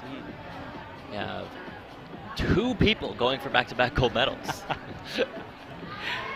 Yeah, we have an interview with them. We do this Athlete of the Week feature, and that's on YouTube right now, where we talk to both of them. Oh, struggling with Laura with that clip, gets it in eventually. It was a bit awkward from her. Yeah, Wu Zhang was quite impressive from her. She made a sort of an error on the jump. She tried to do it statically, got herself into all types of trouble, and was in real danger from then on, but somehow kept climbing. Yeah, it's interesting. Just kept doing it. Yeah. And she's just one of those. She will not give up. So I'm sure a lot of people have the question, did they have 2 gold medals that said lead on them? That's a very good question. No, is the answer. Okay. What we did is we stole one from Serato for the photos and then gave it back to him at the end. He did get it back, and then they will be given, obviously, medals afterwards. But travelling with multiple gold medals is not really... Oh, Laura is struggling. Hang on a sec. Oh, she tried to understatic that, really. And now she's going for a risky heel. Okay, up she goes. That was a moment. Yeah, so we don't travel with multiple gold medals because, I mean, that's the first time since 2011 we shared a gold medal. The first time since timing was a thing that we've done that. So it's pretty unusual. Whether they will from now on, I don't know. I mean, they do say on the back of them, World Cup, or on the front of them too, the World Cup, whatever city, 2025, and then on the back the discipline. So it is interesting because, like, you don't, in theory, need to make them. But I guess they're going to have to do one. That's a good point, yeah. I remember in 2022 Youth Worlds, they actually didn't have enough medals minted, so they gave us these like placeholder medals for the podium. They were like little pieces of wood, and then they mailed us medals. And they said our names on them, so that was interesting. Okay. Yeah, the medal situation is always interesting. Luckily, that's not part of my remit, but I do know that IFSC staff travel with them in the hand luggage. Nice. So if you ever see an IFSC. Actually, I'm not going to say that. It's awful. I'm encouraging robbery. The trophies are interesting too. Sometimes, like, you get a lot of trophies. Like, I'll see tonight there's a podium. They give us these masks. Yeah, I like those. Yeah, it's going to be interesting to travel with. Just wear it. I can't put it on. It's like the back. I tried. Yeah. Okay. But I'm going to have to get that home, and it's going to be a little inconvenient, but it's worth it for Bali. I think they'll let you on the plane. Really. Just tell them you're a champion. It'll be fine. Yeah, I'm flying Indonesian Airlines. I'm flying Garuda, so I'll be like, yeah, this is mine. Yeah, they'll know you. The check from Chamonix I gave to another like young speed climber. I didn't take it home. The giant check, not the actual money. The giant check. Right. Yeah, it's not a cashable check. Okay. Right. I love it, this, by the way, Sam. Fantastic co-commentary here. More insights than I've ever had before. It's brilliant. Right, Laura is doing very well. 1 minute 24, so she's running out of time. I don't think she'll care about that. She'll know there's no tops yet on this route. She does need to do a few more moves, though, here. But she's approaching it. We'll try to get a good shot of this right-hand move just over the overhang, because this is the one we've seen everyone drop. That'll be coming up in a couple of seconds. Up she stands. That's the right hand. Wow, and she catches it so confidently. Hits it exactly perfect, pretty much. It's a jib. That's what I was confused by. It's a jib. It's a jib. This next one isn't, though, I think. Oh, no, it is. Maybe one move afterward. High point for Laura, then, I think should be anyway. Look at this, still chalking up there. Yeah, there is the high point given, 39. Yeah, high point, and she will be in finals tonight. And this one's a pinch. Maybe on the men's ride, it wasn't a jib I was thinking of.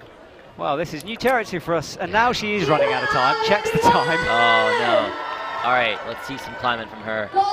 Of course, you won't necessarily know that it's important, you know. I can imagine the panic she's going through, but it won't matter. Yeah, although, do you think they know? Because, like, you do hear the crowd that maybe will let you know it's high point. Tricky, isn't it? Maybe. She definitely has the confidence if she's almost topping a route. She certainly wants to finish the thing. I mean, countback is important as well. 9 seconds. She's not going to have time. And it's, I should talk about the jump at the top. It's an undercling jump with a left foot kick. And she just goes for it. Oh, wow. That was almost so good. I'm enjoying this new Laura where she climbs super quick. It's fun. Absolutely, yeah. So, 3 to go, Sam. 3 to go. Chenso, Aimori, and Erin McNeese will finish things off. A lot of gold medalists among them. Yes, exactly. Sort of the 4 women with Laura that everyone's talking about this year. Aimori might have won her last World Cup too. I can't remember, but good point. I will find that out. Yeah, find that out. Yeah, she was missing, wasn't she, for a while? She did. Well, because she qualified in Bern. Yeah. Won the World Championship and combined.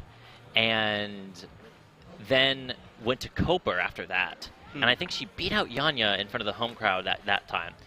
And then I can't really remember if she did any other competitions besides the Paris Olympics. Yeah, but she's certainly been in and out, hasn't she? Yeah, last World Cup was Seoul. She was second in Seoul. Oh, okay. So second in a row, yeah.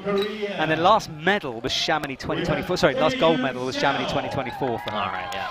But Laura is easily in. So a few can still be pushed out, though, of that top 4. And we will reset for Chen So, who will go next.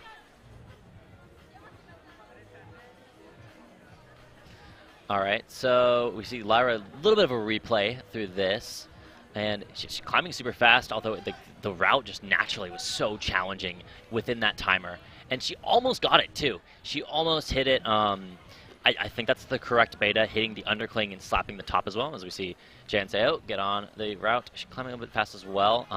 We'll kind of see if that does matter, the time moving on through this section.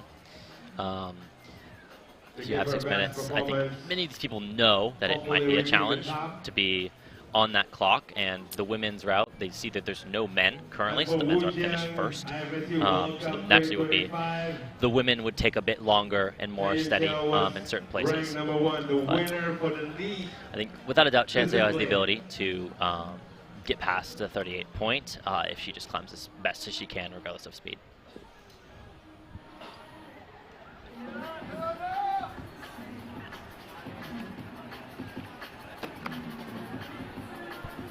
So here is currently the All right, so breathing through this crimpy section. in the IFSC. Yeah, the setters told me that they were, in Wujian, they were very impressed by Shen So. She just seems to have more power this year, they were saying. And I can see that. She just sort of has a bit more in the tank to pull on if she needs to. Yeah, very interesting. Again, yeah, we're seeing people that are not named Yanya Gambrit. The setters are looking out for when setting problems. Yeah, and it was interesting because we're missing a few of the top women. You know, Natalia's injured, Brooke's not here, Yanya's out, you know, and it's been interesting this year. And I think it took a while for the centers to adjust to that. Yeah, definitely with them taking a little break after the Olympics and some new climbers like Annie coming on the scene. Yeah, super unfortunate for Natalia at home. She's doing great through her ACL, ahead of schedule, having good rehab, and super good spirits. Like, it's inspiring to see her do that. Brooke, incredible outdoor climber, got Excalibur. Big climbing news, so super cool to see that.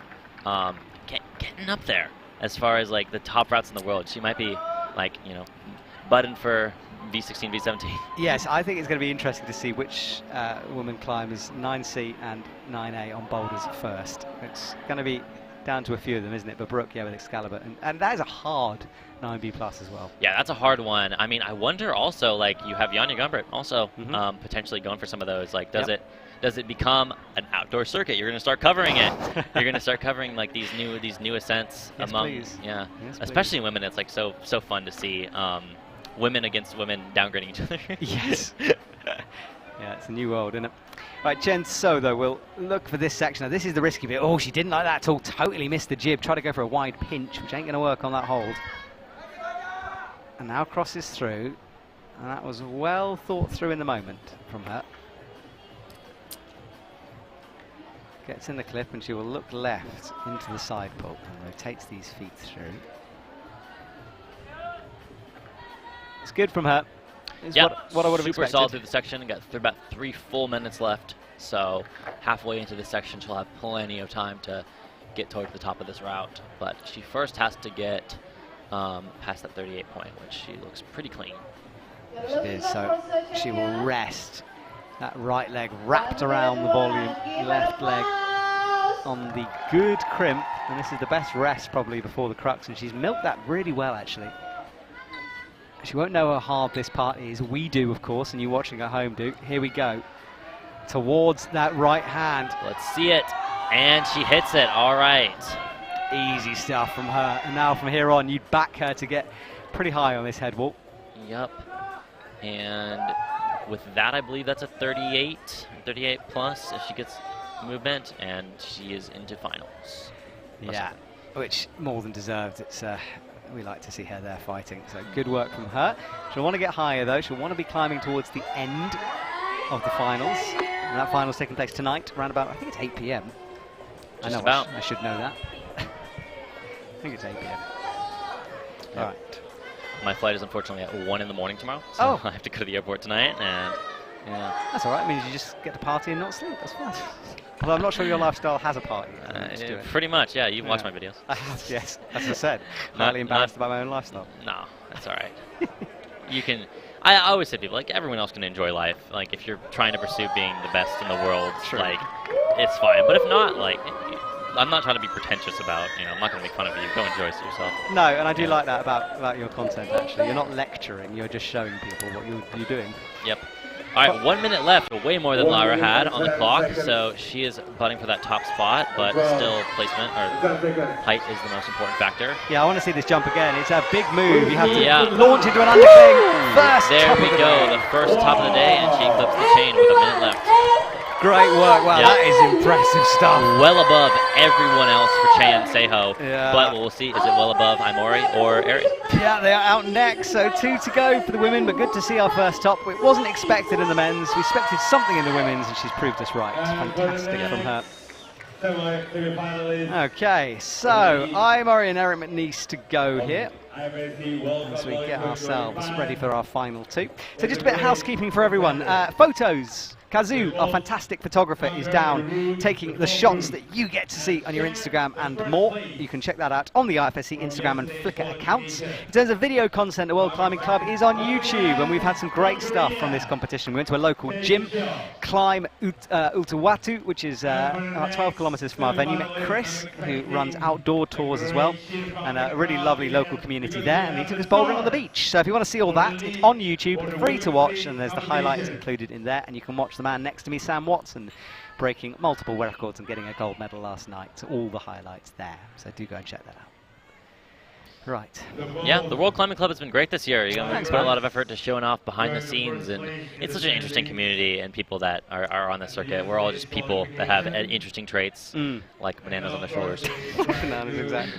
No, it's been fun. I mean, that's kind of what we're doing, because we do get to travel the world, and, arenas and stadiums are fantastic, as we see Chen launching up and getting this clip. But yeah, we want to show you a little bit more of what goes on as well.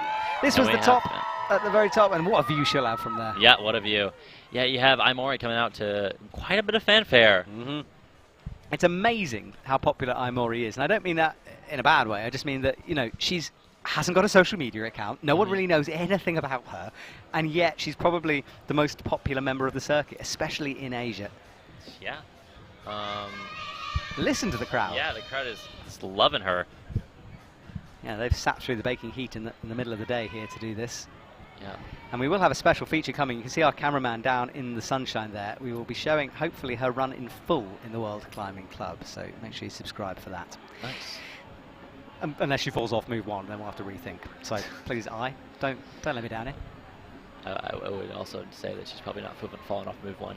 No, it's an I kind of route as well. It is an I kind of route. Yeah, there's tricky holes. She'll fit into the boxes nicely. Yep, just get through the sections and just is completely unfazed. Near the head wall sections is something we've seen a lot from Aimori. Yeah, exactly that. Endurance for days, does this lady. Up she goes. A lot has been talked about her height. Worth remembering, she's only 2 centimeters smaller than Brooke Rabbitoux. And occasionally it's down to power rather than reach, but the setters do have measurements of all the athletes. They won't set a move that is physically impossible unless there's a huge mistake. Straight into the heel there, locks that in nicely, and gets the clip pretty high on that clip actually. That was confident stuff to climb through, and gets the double clip to save herself some time. Oh, dia nulis pakai hiragana ya itu ya. The heat of the Peninsula Island, Bali, doesn't stop the crowd from cheering Aimori. Aimori cruising the section, and yeah, we know it shouldn't really be a problem for her up until the next traversal left. yeah, just so calm through these sections. Although Lara did struggle to reach this move. Lara did have a couple stutters, but just still had so much more in the tank. We saw it twice, I guess, in Wuzhong finals, where she kind of struggled down low, but still had so much more to give. It's interesting, I just reached up to it, so I think Lara had a body position wrong for her. Yep. She adjusted, I saved some energy here. Right though, this is the scary bit for her and for us watching. Yeah, something interesting that I think a lot of the very elite climbers will do is when they read a route, really try to read for the body position as not just the hand movements. Like people know the classic, like just moving your hands through the route, but when you move around, like what's going to be the most energy efficient way for me to do these certain moves? Nah, is something biar really dipoto. the good from the great separated. Well, she's read it well so far, but it's all about this move up with the left hand. She just blocks it off and goes. Nice. Goes with right foot out, since some different betas around that point, and yeah, she'll rest here. Very similar to position as everyone who's got to this. the crowd is completely behind her here in Bali. Yeah, the crowd is all. The stadium has got some trees in it, which provides pretty much the only shade, and there's just hordes of people underneath these trees. And I went and I wandered around there the other day for some content, and it's so much fun. Yeah. Let's go, Bali! Ai approaching the moment here. She's still not into the finals yet. This is the important move. Yeah. This one coming. The crowd is caring about this move, and she does it like nothing. Hits it nicely, that jib. Good work from Ai. Has a heel now. Rocks left. And we've seen one top. Can I make it two tops? Yeah, I'm sure some climbers just focus on the input of what they're doing, but I'm sure it's impossible not to notice and be aware of what the crowd cheering means with relations to these kind of bottlenecks. Yeah, I mean you've been in ISO. Is it easy to hear the crowd back there? At this one, a little bit, kind of. When they're chanting Indonesia, it's kind of obvious. For speed, what's happening is I'll know at this comp if there's a world record broken, because the difference between that and this, I guess it happened to me in Paris where Leonardo tied my world record, and I knew it from the crowd at that point, and I was like, all right, I got to go for a new one. Ai then on this last section of moves. Ai cruising through with way more time. So Lara almost ran out of time. Chanceo at a minute. She has a minute 42. But I tell you, the jump is going to be a long way for her. The jump will be a real long way from her, but she is into finals already, so not the biggest deal. Let's see if she wants a top. Oh, and she does, yeah. Countbacks might matter again, so. Will she try to do it statically? It's impossible, I think. I think we do see a jump here. I think she does have it in her to do it, to read this as a jump first. What is she pitching? I don't know even what she was on then. She goes back to the camera and smiles, it looks like. Yeah, she knew exactly what I said. Is she gonna clip? Oh, now let me explain the rule on this. If she can clip, it will count as a top. You don't have to reach the last hold like in Boulder. Really? She'd need to kick up that foot. She needs to maybe even toe or heel out right. Could work, but she does not want to jump, does she? She does not really want to jump. Can she trick some beta here? I don't think she can stretch and reach that clip. Do the Pythagorean theorem, see what's closer, the jug or the clip. She's pinching the edge of the volume. This is a non-hold. There's nothing there to do. She's there. Done it and with she's the foot. using it. Wow. I don't even care if she didn't do it. I love incredible. watching that. That's incredible from Mori. It really gave it everything. She did. Well, it's not a top. Shenso is still in the lead, but what a cool moment for Mori, who nearly made a hold out of a non-hold. And that will go down in history, I think. I wonder if she was actually kind of scared of, when you're below mechanically that draw, if you accidentally pull on it, that's a pretty realistic kind of thought of grabbing this and getting the bottom part. Yeah. Maybe that was kind of a thought. I think she just didn't want to jump, in all honesty. But Mori does go into the top 2 spots with 48 plus, same as Laura. Shenso will lead the way, and we just have Erin McNeese to finish things off, the British powerhouse to come, before we will get a summary of results and, of course, our provisional top 8. And do remember, everyone, the appeals can come through after this. So, although we tell you the results as we know them, things might change off air. Just to check, right? If Erin McNeese were to top this route, yes. Did Chanceo and the Erin McNeese both top the qualies as well? Yep. So, I know what you're going to say here. Yes, theoretically, we are going to have another scenario. We could have another tie. And no, we don't have 2 gold medals. They can borrow mine. Ladies and gentlemen, please welcome from Great Britain. Right, this is the top, Sam. This was the pinch up here, the move that was a non-move. Yeah, I really thought she could just go for the jump at that point, but she kind of got into a weird position before realizing that was kind of the only option with this, but she gave it everything she could. She had time to do it, too. Tries to step on the nothing move, and yeah, just doesn't really jump off of that My favourite thing volume. about that is somewhere there's a route setter with their head in their hands thinking, my goodness, what do you do if an athlete tries to do something like that? You know, it's completely unpredictable. I think you just accept the loss. It's been some great route setting this entire route. So I think like one little bit of break, it's all good. Yeah, you just be like, whatever. Right, Yeah. Erin McNeice then. She's got on the podium for Boulder. She's got on the podium for lead. Can she do it again? She needs to climb her way into the finals first, though. The breeze picks up here in the stadium, World Cup. bringing some relief for everyone, but not very much if you're a climber. To take the gold medal. And we've seen time being a factor for only Laura so far. Everyone else has had enough.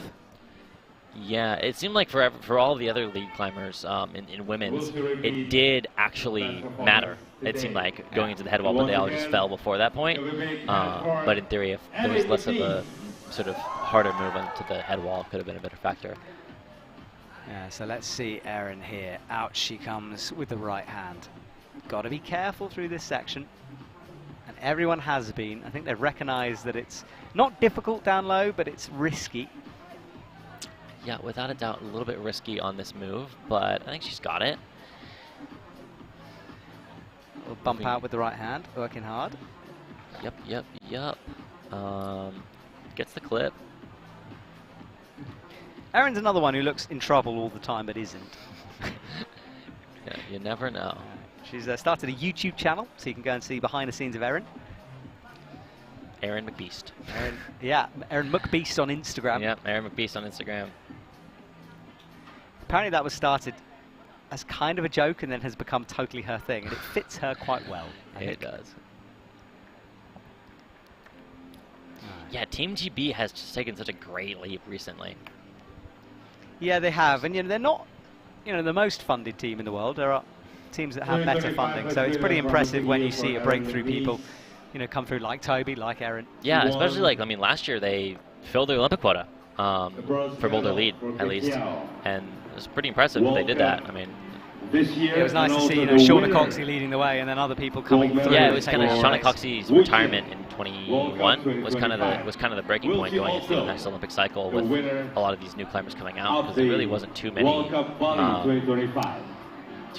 British climbers, but now or British climbers on a high level competition level, a lot of good British climbers, but.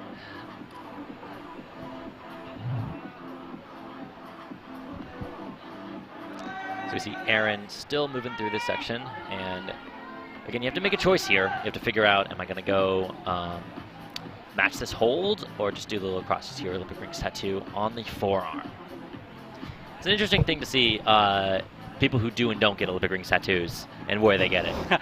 You've got a very prominent one. I definitely chose to get a very prominent one. It's my only tattoo on my shoulder, and I now know to do like a photo op. If after a wall, I'll lower it back down on the wall and show off my tattoo. I quite like it. I mention it every time. I'm a bit of a tattoo fan, so I like yours. It's good. Yeah. For me, I would absolutely get a tattoo. I think it's the most unique tattoo in the world. Like, there's not many tattoos that are that much of a small club. It's a small club. It's also extremely recognizable, and it's also universally positive. Generally, like no one's going to really look down upon you for having an Olympic rings as a symbol. Well, most other symbols in the world, there's some controversy in some way. So yeah, I really enjoy my tattoo, and I mean it's easily covered by a sleeve, but easily not covered by a tank top. So Erin, easy done with this move. So should be into finals here. She might need one more to get to 38, but left toe popped for a second. Yeah, toe popped, but kept the composure and chalks up again. Yeah, we should really do a statistics. If you're a nerd, just like go and count how many chalk ups for Bali lead versus any other league World Cup. I know a few Instagrams who I'm sure will be doing that if they hear this. Yeah, this level of statistical analysis from third-party groups is pretty impressive. We try our best here. Yeah. So Erin looking good. Just no drama. In all honesty, just cruising. So she has made it to the finals, but she wants a full tie with Chan Seo. She has to get the top. Yes, will we see the same scenario play itself out again? They'll be head in their hands if I'm rooting for it. I'm rooting for it. Back on, she's a good jumper. She's such a strong boulder that jump, if she gets there, should be okay. And I think she is going to get there here. Oh, okay. Moving through the section, and she's almost to this jump. She's barely breathing. Like, the crowd has almost stopped cheering just because it looks easy for her. Yeah. Oh, this match though, she looks down, she's got plenty to, wow, 50 seconds is enough time for this jump. Not the fastest we've seen all day, but it won't really matter if she nails this. Brings the left through. He'll hit the sloper. All right, let's set up for this jump. I think she can have the confidence just immediately go for this jump. Yeah, it's her cup of tea, isn't it? Oh no, she's going to do what I did. Now could she clip? I think she can. She's got the height. Reach. Fair play, Erin Mendes. Wow. And now she crosses. Yeah, she clips, crosses just for style. And there you go. Gets a nice little photo there too. I tell you what, with that, I would put her down as a favourite coming into tonight with that performance. That was strong. I put her the same as Chan. Well, we get the time factor again. So, everyone, thank you for joining us. We will just get some confirmation of the results. Long semi-final in the heats, and thank you, Sam, for taking time out of your celebrations to come and join me here today. Yep. Appreciate it, and best of luck for Denver for the next competition. Absolutely. Thank you for everyone for listening to my stories. I hope you enjoyed. I certainly did. Well, the Mario Kart alone was worth the admission. Well, we'll just wait for some results here. Erin Mendes will untie that knot, and do remember these results may alter. We'll have to wait and see afterwards, but I haven't seen any possible appeals, so I don't think so. As we pan one more time around. Erin Mendes from Shenzhou, I'm Mori, and Laura Rogera are our top four. Flora Oblasa climbed early, she's into the finals as well. Rosa Recker, fantastic from her, and Mia Krampel as well joins her teammate. And Osh McKenzie flying the flag for Australia, just pushes out Helene Jenny Gore. Same stuff with that 37 plus, but countback making a difference. And countback affecting a few as we go down to Natsudi Oda on 14 with 37 plus as well.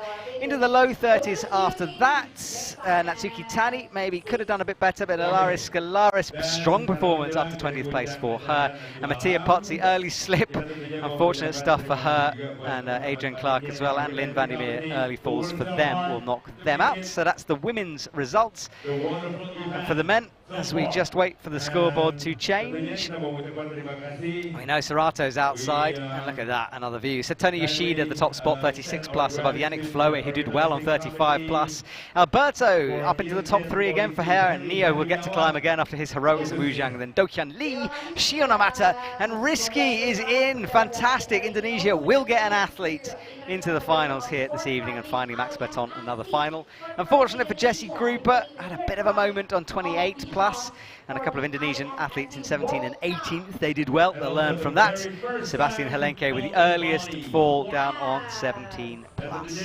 Right, we will see you then very soon this evening for the finals. Thank you, Sam Watson, for joining me, and we will see you later on for more IFSC action. Dan tentunya untuk Kementerian Pemuda dan Olahraga Republik Indonesia. And also we'd like to express our gratitude to staff of Indonesia,